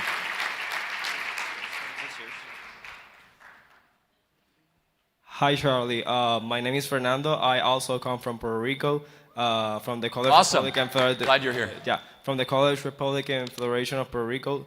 So, because of the issue of statehood just surged, I just wanna. This wasn't my question, but Yeah. I just want to make a brief comment because I love you. But I have a big difference because Turning Point USA is the biggest and most important conservative organization in all of the United States, and that's a fact, right? Yes. But they also are always fighting and not giving things to the left. I think that when you say that statehood is like a lost cause, you're basically giving Puerto Rico to the Democrats, because statehood is an issue that statehood will happen. It's imminent, and I think that Turning Point USA should focus very on Puerto Rico, and the Republican Party needs Hispanics. Basically, we are on a Hispanic convention. So the Republican Party needs to surge more on Hispanic voters. And of all the demographic, Hispanics have more social conservative values than blacks and Asians. Totally. So when you say that, I think that we should fight for Puerto Rico, and I want you Okay. to call Puerto Rico. So here's what I say. I'm still against statehood, but that's okay. I'm just so you know, I love the spirit. I prefer clarity over agreement. It's much more important, right? I'd rather see where people stand than if I gave you some meandering answer, right? Like I'm going to be very clear where I stand. But here's what I am going to say. Remember the asterisk I said? I think they actually are going to be surprised at how competitive Puerto Rico is. Remember, I did say that if statehood comes. Remember, I did say that, so I had that asterisk there. But here's my promise. I'm going to come to Puerto Rico at some time. I'm going to see for it myself. I'm always going to keep an open mind, because remember, a wise man is easily and happily corrected, so if I'm wrong, show me why I'm wrong. Do you have another question you want to ask unrelated to that? Yes, it's not related to that. It's related to economics, because I'm a big follower of you. Thank you. For the many Yes. years. So I wrote down the question. I'm very interested to hear your stance on the Federal Reserve. I have followed you for many years and love your work, but never heard of you talking deeply on this issue. We are printing money in record numbers. Our economy is basically running by liquidity created by the Federal Reserve and dependent on consuming and not producing, like you told us earlier about China and everything like that. So the real threat of this beautiful country is that the dollar we have loses value each year, and that increases economic inequality, inflation, and many other things. Do you feel that we need to go back to the gold standard? Do you see it viable? Yes. So the Federal Reserve is rigged against every single person in this room. I've done a couple podcasts on this, but you're right. I don't talk about it very often. I should talk about it more. For those that don't know what the Federal Reserve is, it's the central bank of the United States. I put it in quotes because it's really not even a bank. They don't. The balance sheets are just. You guys ever see that Drew Carey show? Whose line is it anyway?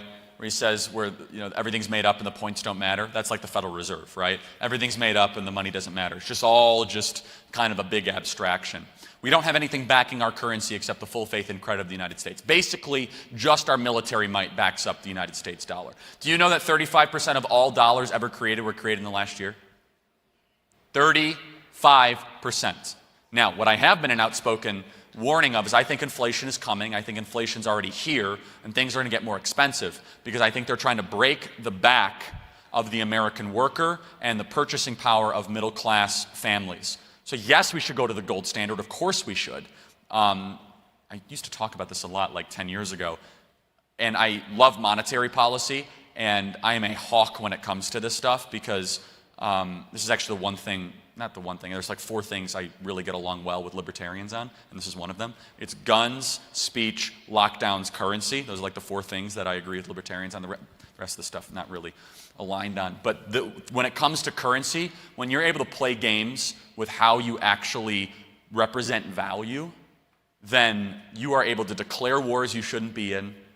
You're able to take over businesses, and you're able to basically reconfigure an entire society. So I love your passion for that topic. I'm afraid, though, that the Federal Reserve is not going to be challenged anytime soon, unfortunately. So thank you so much. I appreciate it. Thank you. Last question. Oh, sorry. Hello, Mr. Kirk. My name is Manuel Lizardo, and I'm pretty new to Turning Point, but I really like it from what I've seen. And so about racism, because like I believe racism is very, very, very exaggerated. Yeah, over-exaggerated. Like in my whole life, only one time like someone's been racist, and it was a white liberal. So there you go.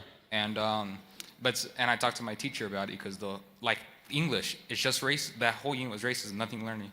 So, like, I have some friends who are liberal, and they think racism is happening all the time. But they're not the kinds who yell at you if you disagree. They kind of listen to you.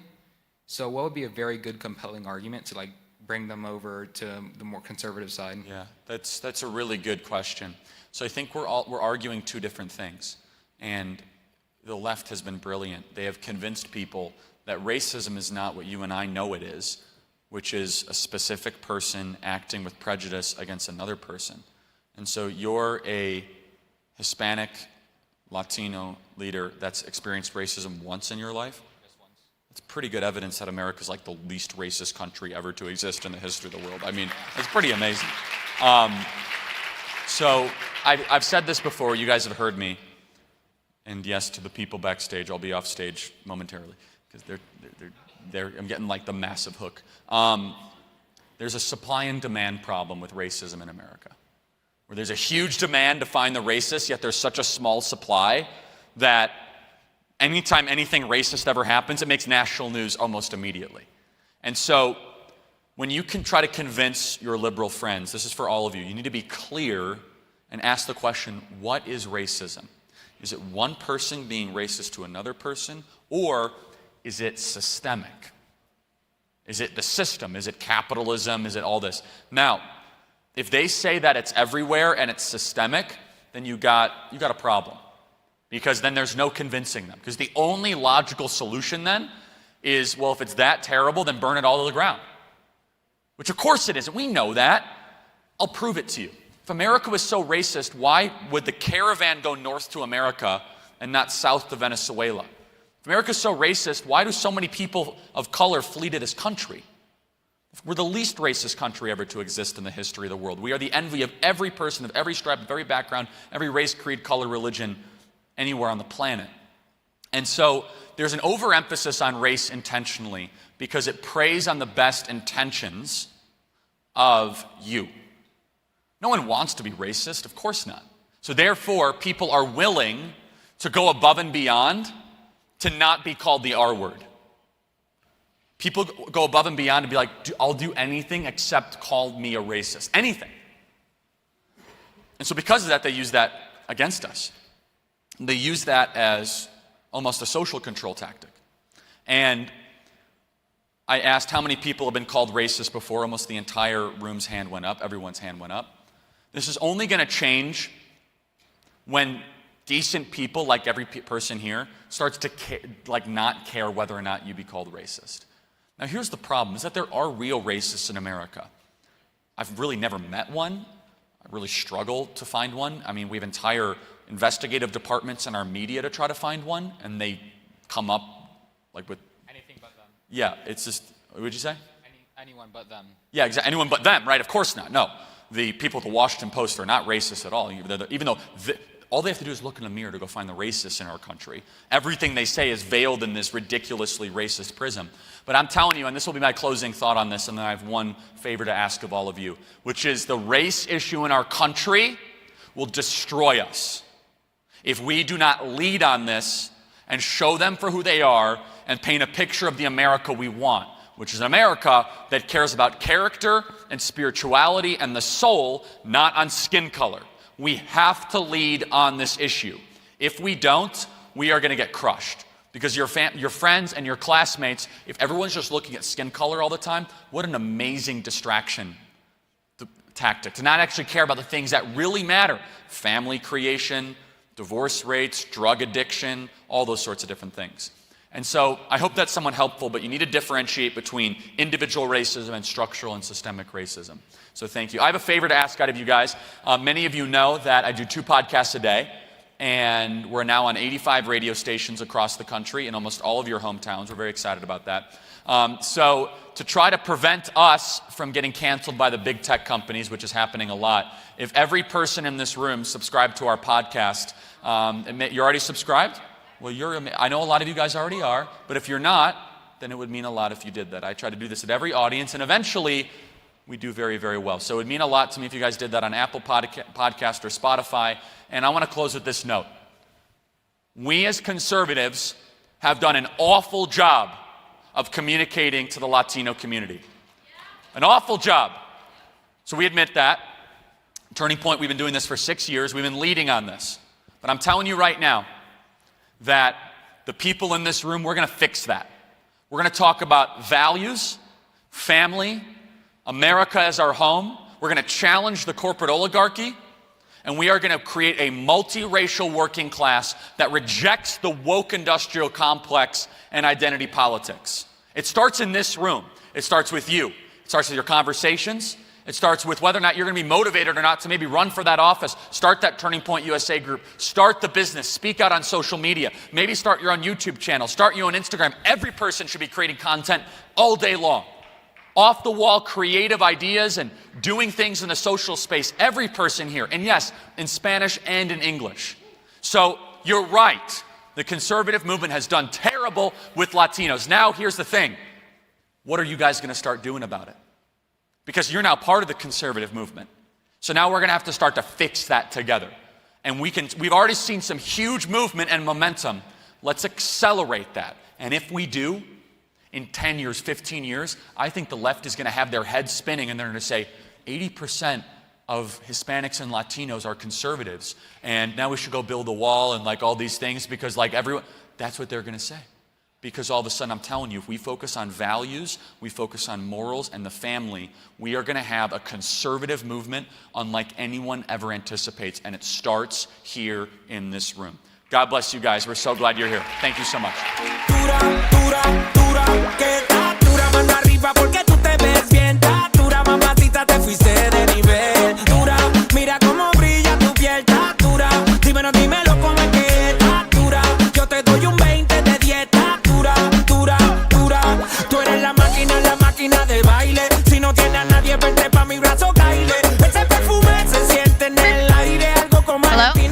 How's everybody doing?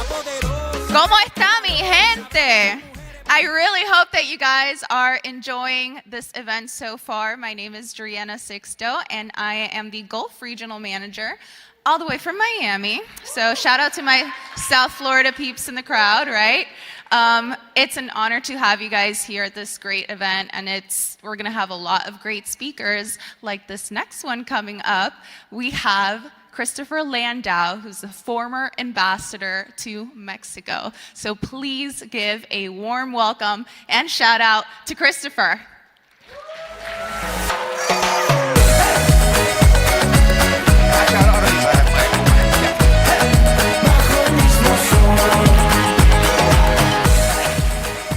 Hola amigos. I am so delighted to be here today with you. I can't tell you how much I admire the work that Turning Point is doing and that you are doing. I'm so glad that Turning Point is reaching out to you and that you are offering a hand back. I think the Hispanic community is key to our country's political future, and you're the key to the Hispanic community's political future. I received the honor of a lifetime when President Trump asked me to serve as his ambassador to Mexico. As you might expect, conventional wisdom, our elders in the media, predicted that the Trump administration would have a terrible relationship with Mexico. And, as you also might expect, conventional wisdom was again totally wrong. Under the Trump administration, U.S. relations with Mexico reached their best level in decades.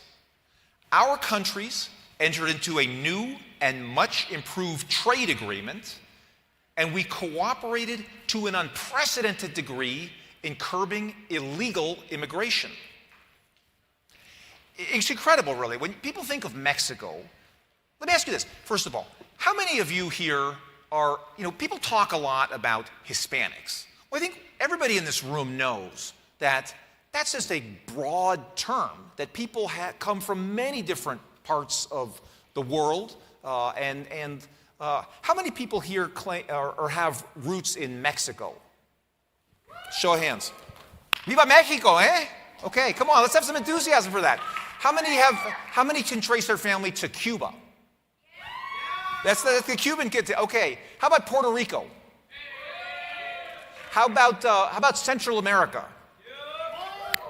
Okay, South America. Okay, Spain and Portugal. Okay, I love it. Actually, let me tell you a little bit more about myself before I even continue to kind of go down the path of Mexico. So I was born in Spain. You may look at me and say, like, wait, what's he doing at this Young Latino summit, right? Like, I'm really not that young. And I think the liberals would not put me in a box Latino, because that's not my ethnicity. But, again, I think we are human beings, right? We can't be reduced to boxes, right? I was actually born in Madrid, Spain. My father was in the U.S. Foreign Service, representing our country abroad, very proudly so. We left Madrid when I was a baby, and when I was about 8 years old, we moved to South America. We moved to Paraguay, of all places. And my father was very proud to be the U.S. ambassador to Paraguay.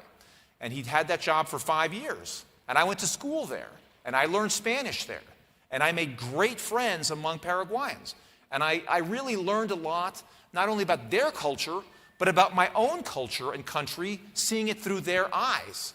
And I think one of the problems we have in this country is that not enough people in this country actually get out and visit other countries and see what conditions are like in other countries and see what racism is like in other countries. Because then I think they would come back here with a much greater appreciation of what the United States offers.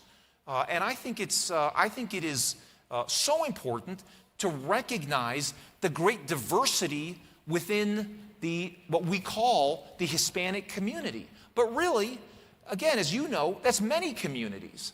Certainly there are things in common. The great Spanish language. Para mí es un enorme placer hablar español. ¿Cuántos de ustedes hablan español en casa? Ok. Un poco de entusiasmo para ese gran idioma.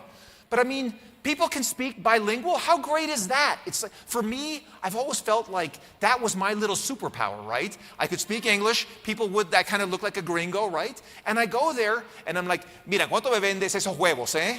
And people are kind of like, wait a second, what's up with that?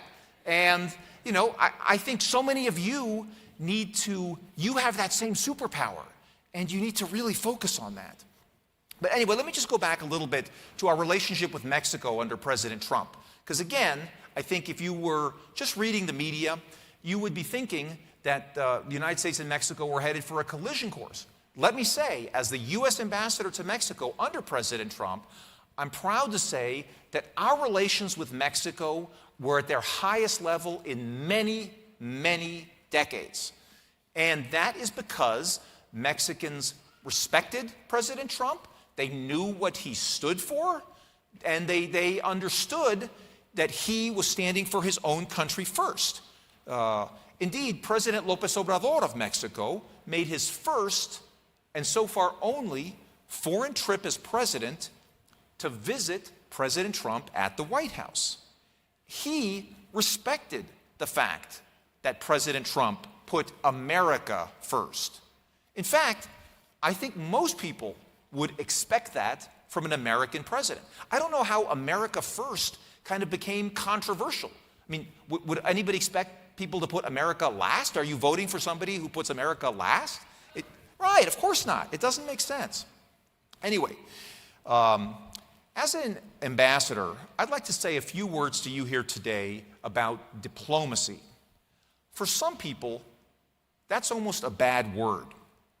They have the idea that diplomacy means cutting deals that compromise your principles or interests. It's certainly true that the United States, as a country, has entered some terrible diplomatic deals over the years, and I fear we may be headed into some more in the near future. But the fact that diplomacy may be poorly practiced isn't a reason to reject the very idea of diplomacy itself. In fact, diplomacy is a necessary part of everyday life, whether between nations or between people. Diplomacy is simply a fancy word for managing relations. Whether we like it or not, each and every one of us is an ambassador for the various communities to which we belong. Our family, our school, our faith, our town, our state, our country. And the reason that all of us are gathered here today is that each of us is an ambassador for a certain set of principles, a worldview set forth in the Declaration of Independence and the Constitution of the United States of America. These principles have brought this country, our country, incredible prosperity and well-being. In fact, prosperity and well-being unparalleled in human history. But as you know, and you all know this better than anyone, these very principles are under attack right here at home. Thus, when all of you return to your campus or community, it's critical that you engage in effective diplomacy. Let me give you 3 points on what I think makes a good diplomat. First, a good diplomat understands what he represents and is consistent and reliable. There's nothing worse than trying to negotiate with someone who doesn't really know or believe in his own position and may change and waver. People need to understand that you say what you mean and you mean what you say. Second, a good diplomat understands his audience. The aim of diplomacy is persuasion, and you can't persuade someone if you make no effort to understand where that person is coming from. The word empathy has gotten debased in our civic discourse, but it's a core element of diplomacy. Try to put yourself in the other person's shoes. Try to identify some common ground and build out from there. That doesn't mean that you change your position to accommodate someone else. It just means that people are different, and you can tailor your message to maximize its appeal to your particular audience. If you can actually establish a good personal relationship with someone, it's much easier to persuade them. Let me give you one tip on that. One of the most influential books that I've read in my life is called How to Win Friends and Influence People. Have some of you read it? Okay. It's been around since about the 1930s, but it's an incredibly important tool. It says very basic things about people, like if you remember someone's name, that a person's name is the most important word in the whole world to them.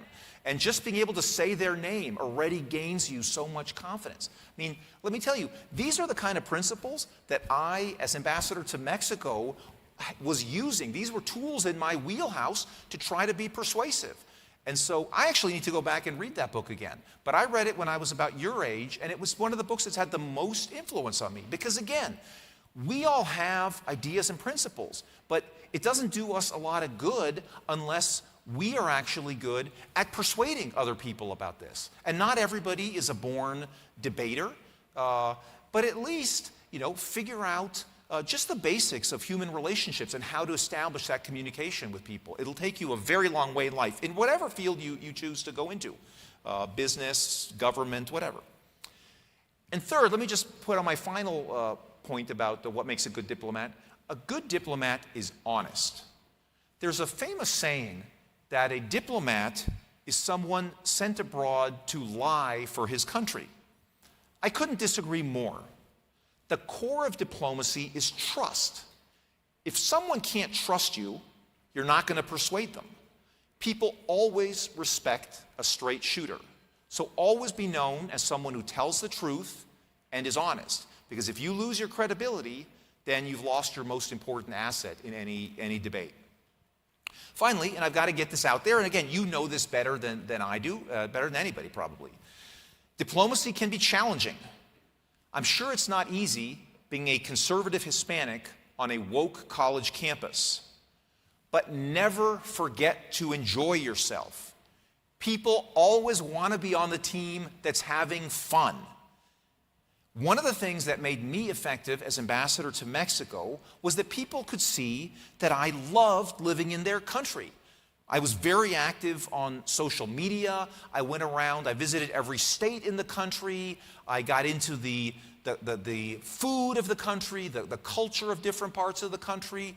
And I think, again, that allowed me to establish a certain rapport with people. If people think you're simpático, at least they're more likely to listen to your arguments and not think that you're some kind of a bad person. So again, always try to have fun. And, it is tough in times like these. There is a temptation to wallow in negativity. Avoid that temptation like the plague.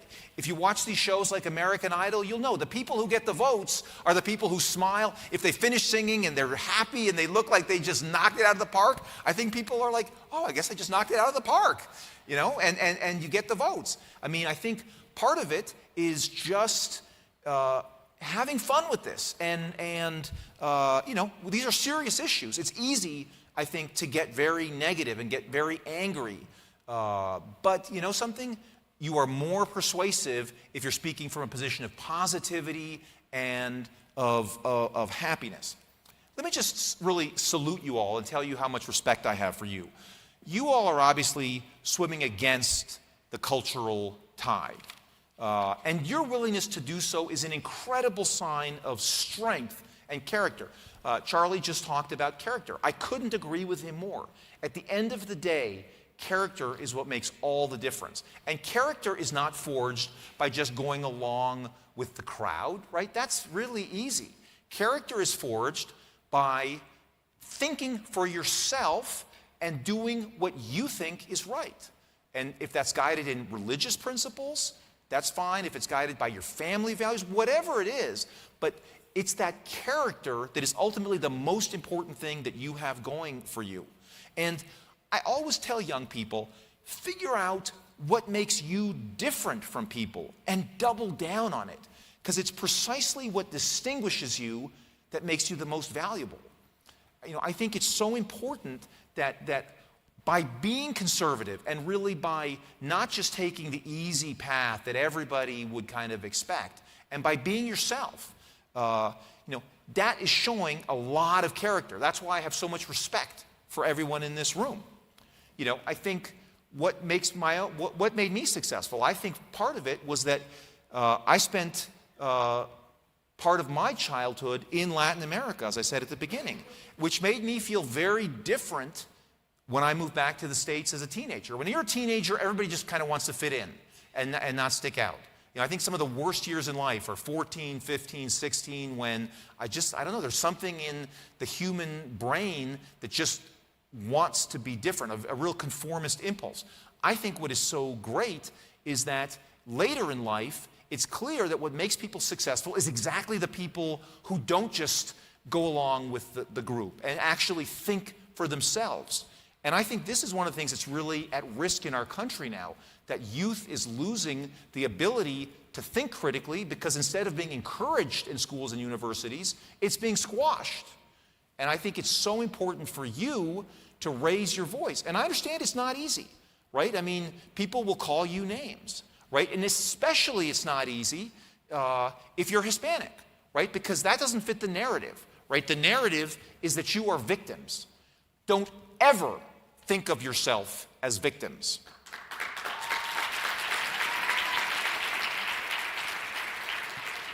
I was so offended. Just yesterday, I got an email from a parent at the school that one of my kids used to attend.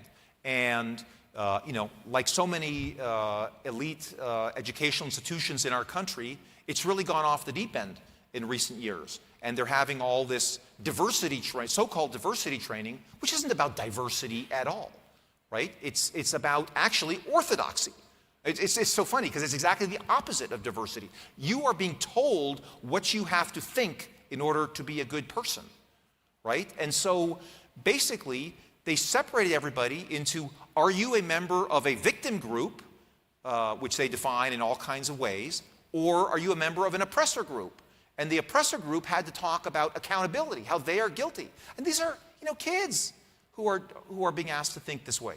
So, I am so glad that you all, by being here, are rejecting that label of victim, okay? Because you are not going to be able to look yourself in the mirror and say, yes, I've gotten where I'm going in life by being a victim. No, of course not, right? You want to be a hero of your own story, right? Okay, you should. You are writing your own story, and success comes from being the hero, not the victim. I don't understand where we're going as a country if the victim becomes the hero. It's turning life and logic upside down. And I'd like to think there is enough common sense in the Hispanic community, as well as other communities, to understand that. Because people don't come to the United States to be victims. Right? I mean, this is the same point that Charlie was just making. I think Senator Cruz this morning, asked how many of you are kids of immigrants. And I think it is so great that so many of you are. I'm the child of an immigrant. Both my parents came to the United States from Austria. Actually, that is how my family started a connection with Latin America. That my father actually could not get a visa. He was a young man when Hitler took over Austria. and he could not get a visa for the United States. He came from a Jewish family, so obviously it was very important for him to get out of Austria very quickly. He wound up getting a visa to go to Colombia in South America. And he didn't speak a word of Spanish, but Colombia opened its doors for him. And for that reason, I always say, Viva Colombia, gracias. Yo no existiría si no fuera por Colombia. So if we have any Colombians out there, muchas gracias. But Latin America accepted so many people from around the world in those days. And let me just say this. So as the son of immigrants, I'm sure like a lot of you, I love immigrants. I get so angry when people try to talk about immigration without drawing any distinction between legal immigration and illegal immigration. And they say, right, if you are against illegal immigration, if you want to enforce the law, that makes you anti-immigrant. I'm like, how can I be anti-immigrant? That's my whole experience. I am who I am because of my parents' immigrant experience. I am proud of that. I mean, my parents wanted nothing more than to be Americans. They didn't like it if people talked about their accent, where are you from? And I respect that. I mean, again, there's many immigrant stories out there. This is a nation built by immigrants. But again, does that mean that we have to be in favor of just handing out American citizenship and opening the door to our country like candy? Of course not. We have had laws in this country about the right way to do things. And you know, there are people who are waiting in line and following the rules. I mean, it is terrible to see other people just cutting in line and then getting amnesty. And you know, I mean, the system is broken now. And it is so tragic for me, as the ambassador to Mexico under Trump, we were able to get the migration system, the migration pressures under control. We had control of our borders. President Trump understood that the essence of sovereignty is control over your borders. That if you don't have effective control over your border, you're not a country anymore, right? It's like you wouldn't just leave your doors open for your house. It's the same principle.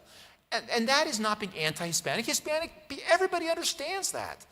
You know, and actually what I think is so terrible now is how cruel it is for liberal politicians in this country to be dangling out there. Well, if you make it here illegally, we'll give you free health care, we'll give you free education, we'll give you free this and that. So poor and desperate people are paying everything they can to criminals who shove them into tractor trailers like animals. And often those are abandoned in Mexico. I mean, this is not the right way to do it. We as a country have to figure out how to promote legal work in this country, legal migration.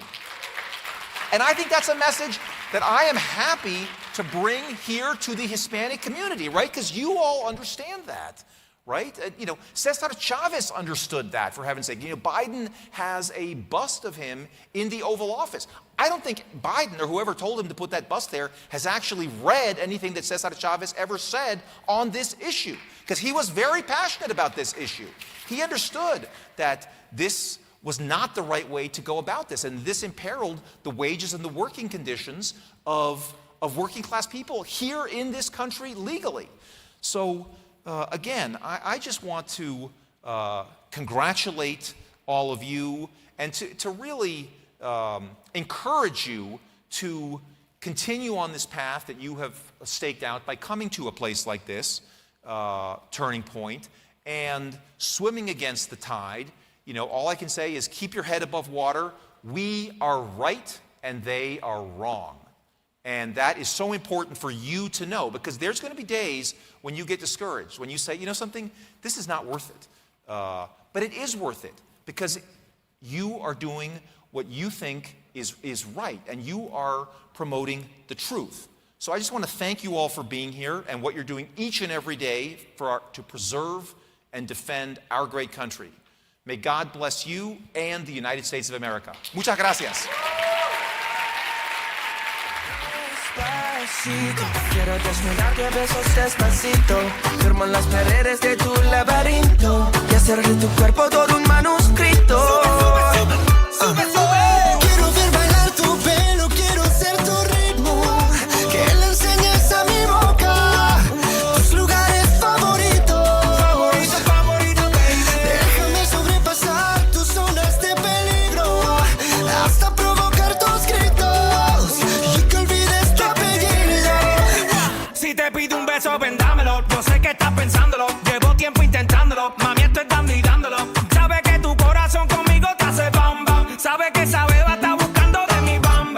Prueba de mi boca para ver cómo te sabe. Quiero ver cuánto amor a ti te cabe. Yo no tengo prisa, yo me quiero dar el viaje. Empezamos lento, después salvaje. Pasito a pasito, suave, suavecito. Nos vamos pegando poquito a poquito. Please welcome to the stage, Art Del Cueto. Que eres malicia con delicadeza. Pasito a pasito, suave, suavecito. Nos vamos pegando poquito a poquito. Y es que esa belleza es un rompecabezas. Pero para montarlo aquí. Someone left the water here. Just joking. Thank you. So I decided to wear this shirt because I figured I'd wear it before they outlaw him. Right? I'm pretty proud of Speedy Gonzalez. Though it's funny that I'm here to the Young Latinos Conference and I'm not so young anymore, so I don't really relate to Speedy. I relate a little bit more to his cousin Slowpoke Rodriguez a little bit more now. Plus, he gets to carry a gun. So thank you guys for being here. I think it's a big honor for me. This is my second time that I've been here. I am the National Vice President of the Border Patrol Union.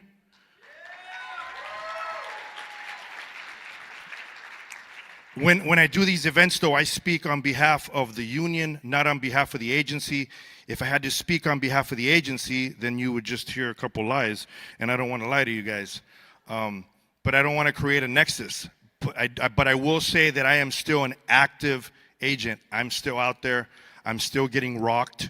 I'm still getting people attacking me. And for the last 18 years, I truly believe that the middle finger is the way to say hello to people, because that's the way I get treated when I'm in uniform. And it's horrible, but it's something that I enjoy doing. I enjoy doing these events. I enjoy speaking to people, because I think there's a lot of things that are said that you guys are not aware of. One of the things that irks me, and I know I spoke to some of the people earlier, is there's leadership that are very outspoken once they retire. And you see them on a lot of the news media, you know, so-and-so retired this, retired that, retired everything, right?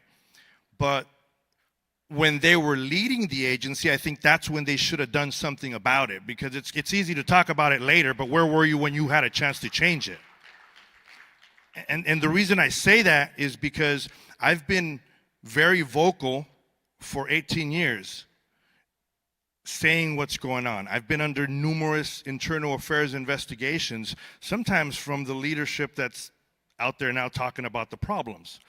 And I like to stress on that point, because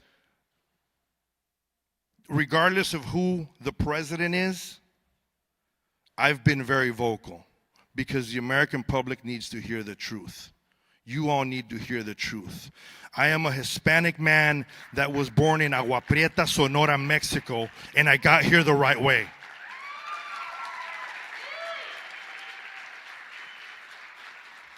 There's the right way to do things, and there's the wrong way to do things, and I understand that, and I can tell you right now, we have a serious problem in our country. I never would have imagined how bad things would have gotten so quickly. It hasn't even been 120 days yet. That's the cutoff on when they start moving certain leaders around within different agencies. And they have sure done a number on this border in a short period of time. When you have a new administration, you expect for there to be different policies, different changes. What you do not expect is for all the policies to be eliminated and no new policies be put in their place. And that's the problem we're dealing with right now. And just as an example, I know that the media focuses a lot on the unaccompanied children. And I think it's important because you're seeing what's happening, but there's a visual there. But one of the things that are not being focused on that I think people need to talk about, and I believe is a lot more dangerous than the unaccompanied children, is the gotaways. The gotaways are a big thing. Those are the individuals that have gone that extra effort to enter in the United States and trying not to get apprehended, not to be detected, not to be caught. And that's where the problems are. That's where the individuals are that actually have true criminal backgrounds, because as you've heard, they're not sending anyone back. So if they're not sending anyone back, but you're going that extra effort not to get caught, you must have some serious problems on your record. And that's some of the issue. As a number, I will tell you that Tucson sector, which is just south of where we're at, so let's just say Arizona is responsible for over 55,000 gotaways this year. Those are the people that have not been caught, and that number is just a guesstimate. So what happens is a lot of these individuals, they cross one behind the other, and you kind of guess at how many footprints there are, and that's the number you submit. So that's not a real accurate number. And I can tell you that the worst thing that could ever happen to law enforcement is the dang show Border Wars, because back when I first started, all the drug smugglers would carry carpet shoes, and after Border Wars, everyone decided to wear carpet shoes, so now you can't tell who's who anymore. So that has always made it that much more difficult. Under the President Trump's administration, I was honored to be at the White House and to be with President Trump in the Oval Office, I think about 6 or 7 times, which was surreal, especially from a Hispanic guy that grew up, on the border, driving around, playing heavy metal music, and all of a sudden you're at the White House and you got the president actually asking you, hey, what's the problem? What are your ideas? What needs to be done? So that's a big deal. Yeah, thank you.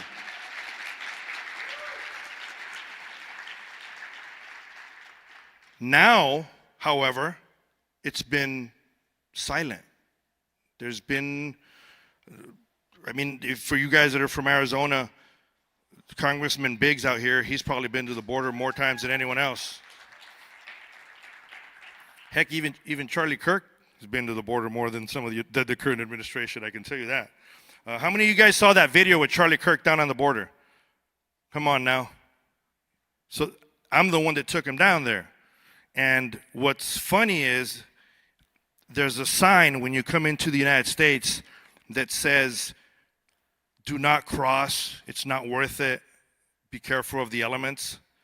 And that's about as much border security as there is down there. A sign that says don't do it. That's as silly as the don't carry a weapon signs, to be honest. So it's important that you guys are understanding that, hey, I'm not against immigration. I am more pro-immigration than anyone you can ever find, because my family is a family of immigrants. But there's a difference between legal migration and illegal migration. And I think that's the topic that some of the speakers have been focusing on.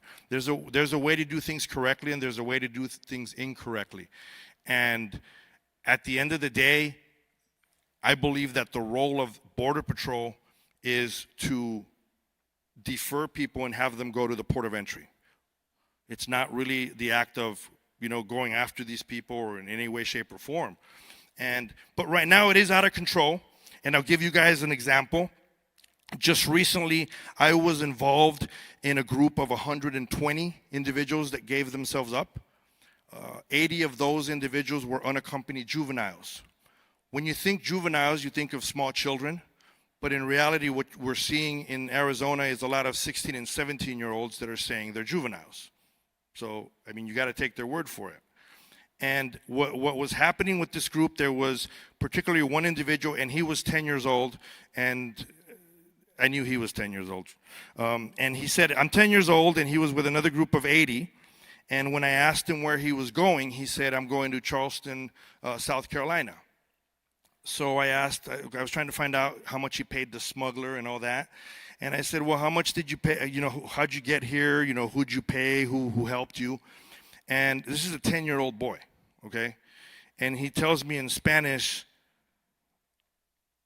pues no me vine caminando, pendejo. That's a 10-year-old boy. So a lot of you guys laughed. I laughed too, so don't feel bad that you laughed. You guys did that. Should I laugh? Yeah, you should laugh. It was funny. It's a 10-year-old. And so when he says that to me, it made me laugh, and I'm looking at him and I'm saying, okay, what's your name? Let me see your documents.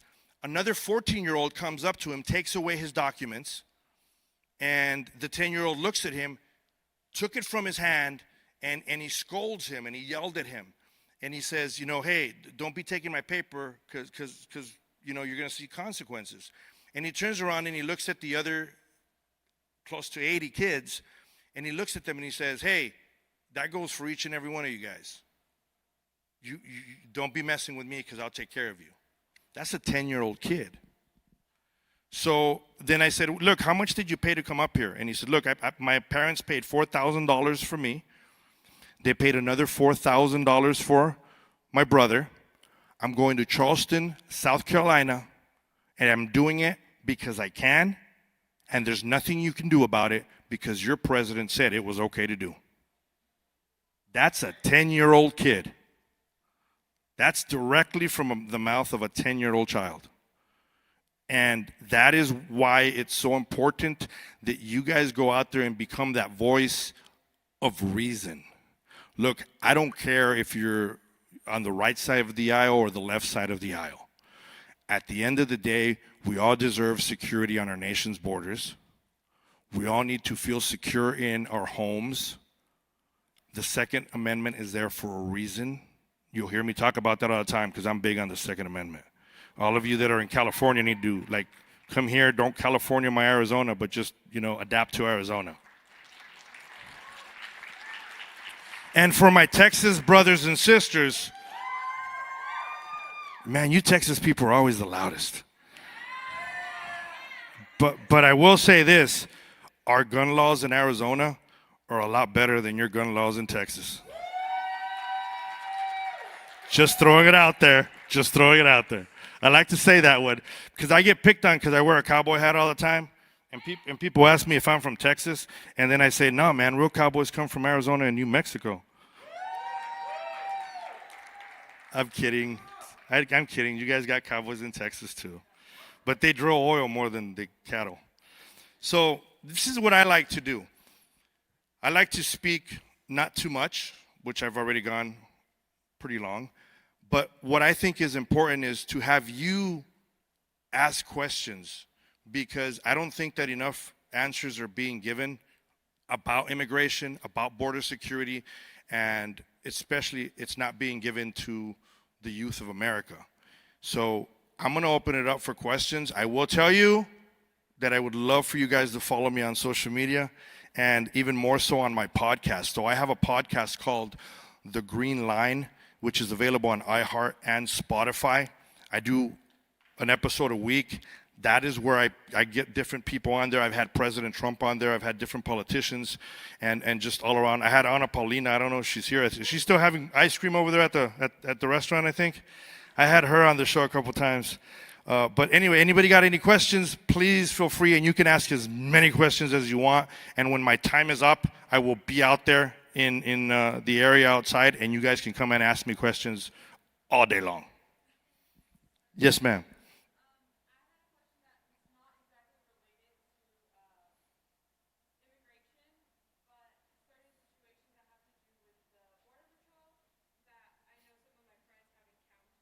Okay. There's a mic. There's a mic so they can hear you. I have some friends that their parents are not U.S. citizens, but they are. They were born here. And they were being basically harassed by the Border Patrol. They were crossing because they were living in Juarez at the time. Their parents still are. My friends actually live in my house with my parents. In El Paso? Yes, in El Paso. And get nervous. You sound nervous on me. Don't get nervous on me. I'm not going to jump out here in the restaurant or anything. Keep on going. I'm legal anyway, so we good. But they were being harassed by the Border Patrol because they were crossing to go to school. And the Border Patrol agent asked the mom, where did they go to school? And was that at the port of entry when they were crossing into the U.S.? Yes. That's not Border Patrol. No? No. Oh, that's U.S. Customs or Immigration. Oh, they wear blue uniforms. The people I represent wear green uniforms. So that's a different, the guys in green, they actually work for a living. The other guys watch the port of entry. Okay. Well, anyway, in a situation like that, they were asked, what school do you go to? And she told them, oh, they go to a little private school. And they responded, oh, good, you're going to a private school, so you're not wasting our tax dollars. And totally being super rude and disrespectful to them multiple occasions. And I was just wondering, like, what are we supposed to do in those situations? Like, when they confront that, what is the appropriate action to take? It would be to speak to one of their supervisors and actually report what they've been saying. And what's important when you do things, because a lot of people will make complaints and then they say, do you want a formal complaint? And they're like, nah, I just wanted to make a complaint. No, well, if you just make a complaint, you're not going to get an answer out of it. A formal complaint actually gets, and it turns into an actual investigation. And then they can get a response. And I know about investigations because I've been under a lot of investigations, especially during the Trump administration. But that's what you got to do. All right? Thank you. Thank you. Oh, and I will say this before you leave. El Paso happens to be, nobody give me any hell about this, my favorite city in all of Texas. Chuco Town. Thank you so much, Mr. Cueto, for your time. And I just wanted to ask you, I know that a big issue in the Republican Party has been, well, in the country in general, has been immigration. The Democrats are like, let's just let everybody cross over illegally. But I like legal immigration, but honestly, I don't think that the Republican Party has done enough as a whole to make legal immigration efficient. Because I know of so many awesome people who deserve to be in this country way more than other people who just can't get a visa because they're from a certain country. So what can we do to reform that? Okay, so you have several points, and I will tell you that the only amnesties that this country has had has been under the Republican Party, first and foremost. That's been the only amnesties. Second of all, when you have the holding cells beyond capacity, when you have people that are involved in immigration leaving the line because they have to prepare baby bottles and diapers for the unaccompanied children, and when you have other individuals that are having to drive over 2 hours to drive, family units to areas that have showers because not all areas have showers, the people that are suffering because of that are those that are trying to come here legally and have legal paperwork already involved because everyone's too busy doing everything else. So in order to be able to process the individuals that want to come here legally, and in order to process the documents correctly of those that already have their paperwork submitted, you have to have border security on the other end. That's how it works. So that's what needs to be done. They need to be able to fund more things for the people that are out there protecting our borders, first and foremost, in order to be able to do the rest. And I will tell you, because a lot of people talk about the wall and how if you build a 20-foot wall, somebody will come with a 21-foot ladder. At the end of the day, it's a deterrent. No one has ever said that's the be-all, end-all. And all of you guys are young enough to remember the story of the 3 little pigs. Which house held up? It wasn't the one made out of straw. And that's what we need to start concentrating on our nation's borders. Thank you. I just want to clarify, so you mean that the way to fix legal immigration is to drastically reduce illegal immigration? Correct. Thank you. Last question. Man, last question. Dude, I got some time left. If I make it quick. Go ahead. So, I just wanted to say it's an honor for you to be here and speak about the issues of human trafficking, and what's happening at the border is really crucial. It's really critical. My biggest concern is there's a lack of exposure for the human trafficking happening at the border, and not many journalists are out there.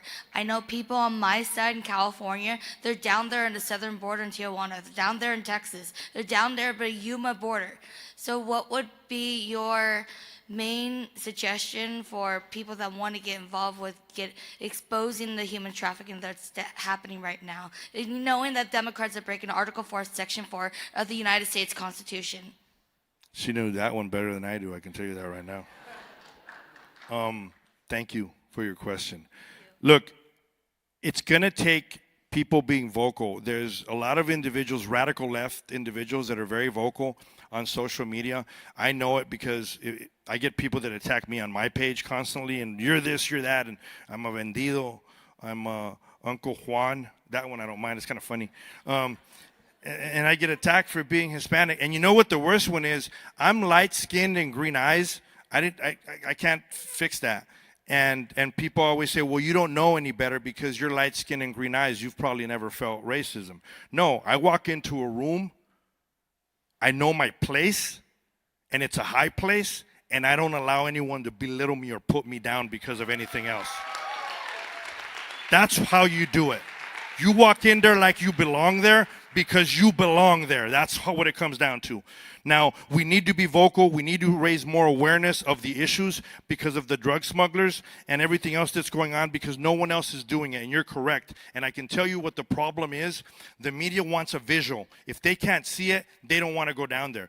I've been talking and yelling about coming down to Arizona, to the Tucson border area, this area, for the longest time. But they say, you guys have gotaways.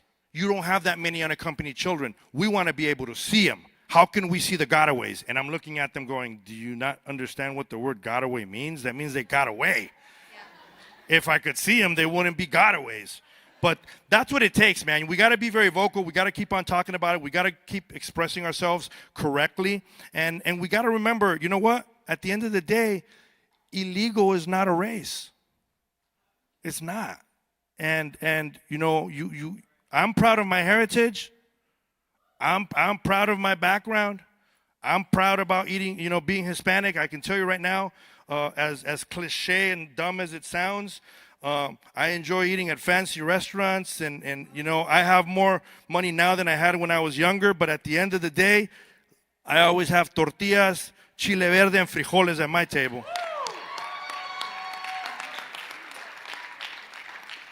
Thank you, guys. I love every single one of you guys. God bless you. Quiero respirar tu cuello despacito. Deja que te diga cosas al oído, para que te acuerdes si no estás conmigo. Despacito. Quiero desnudarte a besos despacito. Firmo en las paredes de tu laberinto y hacer de tu cuerpo todo un manuscrito. Well, what is going on, Turning Point USA? Are you guys having fun? I'm having a blast. I'm having a blast. So for those of you that were here yesterday, I spoke at the conference. My name is Joe Mitchell. I'm a state representative from Iowa. And for those of you that were here, you heard me speak about the organization I've recently started called Run Gen Z. And we have a booth back here in the lobby. Please stop by after the speakers are done.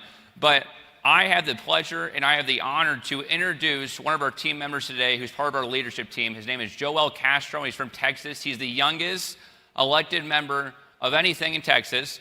And so he got elected at the age of 18. And so I have the pleasure to introduce Joel. So Joel, come out here. Give him a round of applause. Mac, I'm going in. What's up? How are y'all, Turning Point? Yeah. Now let me ask you a question. Who misses President Donald J. Trump? That's right. Awesome. I look around this room and I see so many future elected officials here. As a show of hands, how many of y'all have ever thought about running for office? Awesome. Y'all give y'all a round of applause. That's huge. Huge. So, a little bit about me. My name is Joel Castro. I proudly serve on city council in the great state of Texas. Where's my Tex delegation? Yeah. Yeah. Also known as God's country, right? Yes, sir. We'll debate about that later. So I got elected when I was 18, right out of high school. I graduated in May and decided I was going to run for office in November. And when I was first thinking about running for office, I thought, like, man, there's no way anyone's going to vote for an 18-year-old. But I felt convicted that running for office is something I was passionate about, something I want to do, and I felt like I could make a positive change in my city and in my area. So I decided I was going to file to run for office. I ended up drawing 2 opponents. We went into a runoff in Texas. I don't know how it is in other states, but you have to win by 50.1% of the vote. It was a 3-way race, so it's kind of hard to get 50.1%. So I got like 46%, went into a runoff with a guy who was a fantastic guy. I was blessed to have a really good opponent. He is a veteran.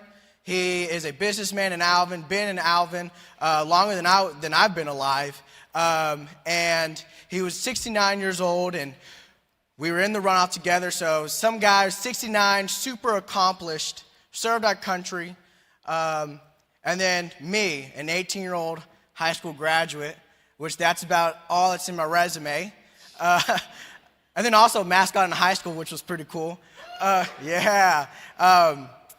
Being a mascot in Texas in the heat on Friday night football, it's not the best, but I was glad I was able to do it. So we went into a runoff, and man, I worked my butt off. I walked. I was door knocking. I talked to everybody I can. I went to all the events I could, and for some reason, I just thought, man, this isn't going to go too well. In the runoff, they're mail-in ballots, okay? In the mail-in ballots, in the runoff, there's usually a decrease in votes, okay? In the runoff, the first day of early voting, there was more mail-in ballots than there was in the first round of the election. And I thought to myself, oh crap, because who votes in mail-in ballots? It's typically older people, and I was a young guy, so there was no way, in my mind, I was like, yeah, I lost, but I still continued to pay campaign and run, and we ended up getting elected. Actually, on election day, I pulled in for every 1 vote my opponent got, I was able to get 4 votes. And that's all through the dedication of the team that helped me out. It really took a village, and was up for re-election in 2019 and got re-elected. I had a far left socialist guy run against me. And I'll tell you one thing about Texas. People say Texas is turning blue. It's getting purple. And I think they're saying that all around the nation and these swing states. But Alvin and in my area was not going to take that for an answer. That's the last thing they were going to do. So I was lucky enough to get 86% of the votes in my re-election. Thank you. And so now I'm actually this week, started today, I am acting mayor for my city, which is an honor. So I'm mayoring it up here in Arizona with y'all. But as Joe mentioned, I'm on the leadership of Run Gen Z, and I saw quite a few of y'all raise your hands when you said you wanted to run for office. What we do in Run Gen Z is we empower and we equip these trailblazers of conservatives just like y'all to run for office. It's crucial. The future of this country is up to each and every one of us. I see so many faces around here, and I see so much potential. The fact that you took a weekend out of your lives, most of you are probably college students or high school students. You had stuff that you'd probably rather be doing, but you decided to come here and fight for the freedom and listen to strong conservatives speak. One of the things we try to do is, like I said, we equipped and empowered trailblazers to run. If it wasn't for us, if it wasn't for the younger generation, this country wouldn't be the same. People forget that this country was founded. Everything big has been trailblazed by young people. James Madison was 20s when he signed the Declaration of Independence. Betsy Ross, when she created the flag, she was in her 20s. And now we got the youngest congressman, Madison Cawthorn. That's right. He's in his 20s, and he's fighting for us each and every day. And each and every one of y'all can do that. I think right now as we see in history, we see these younger people run for office. People are excited. They're really excited to see us take over the next generation of leadership. And so each and every one of y'all that raised your hands and said y'all wanted to run for office, please come visit me or Joe or Mason at the Run Gen Z booth. We'd love to talk to you. We'd love to get you signed up and help you any way we can. I got a little bit of time left, so I'm going to answer any questions y'all have. Okay. Thank you so much, Mr. Castro, for being here. Yes, sir. You deserve a lot of respect. I was going to ask you, I know that a lot of people are turned off Yep. a bit by, like, say, the Republican name or even the Democrat name. Yep. So how can you approach uncomfortable topics without saying some trigger word? Yeah, yeah. Well, be more specific about the controversial topic. Oh, yeah. Well, I'm saying, like, say you're block walking and Yeah, yeah. instead of saying, I know you shouldn't say, hi, I'm Republican and I'm pro-life. Yeah. Or something like that. So Yeah. how should you, or, like, anti-illegal immigration? Okay, so in the city level, we don't really focus on that stuff. yeah. So what I did when I was block walking, on behind the clipboard I had 4 issues. I had economic development, property taxes, transparency, and infrastructure. And I showed them the back of my clipboard, said, hey, I'm Joel, I'm running to represent you on city council. Which 4 of these issues are important to you? And so that's what you should do. You should ask people what's important to them, and then you're able to find that dialogue between them. And one of the things I try to tell people is there's this old adage, it's a heck of a lot easier to catch a fly with honey than it is to vinegar. These people that, far on the left, you can go at them all day long, and there's many times where I want to argue with them as much as I would like to, but you're not going to get anywhere. You just got to treat them with kindness, love them, and tell them how conservative policies, and show them that conservative policies actually work. Thank you. God bless you. Yeah, God bless you too. Last question. I just want to say, since we're on the topic of Gen Z, Yep. I'm working on a song with Chandler Crump about Gen Z. Uh-huh. Everybody here know Chandler Crump? So we haven't completed the song yet. That's awesome. It'll be about Gen Z, and now I'm thinking I might call it Run Gen Z. Yeah, I'll give you a little snippet.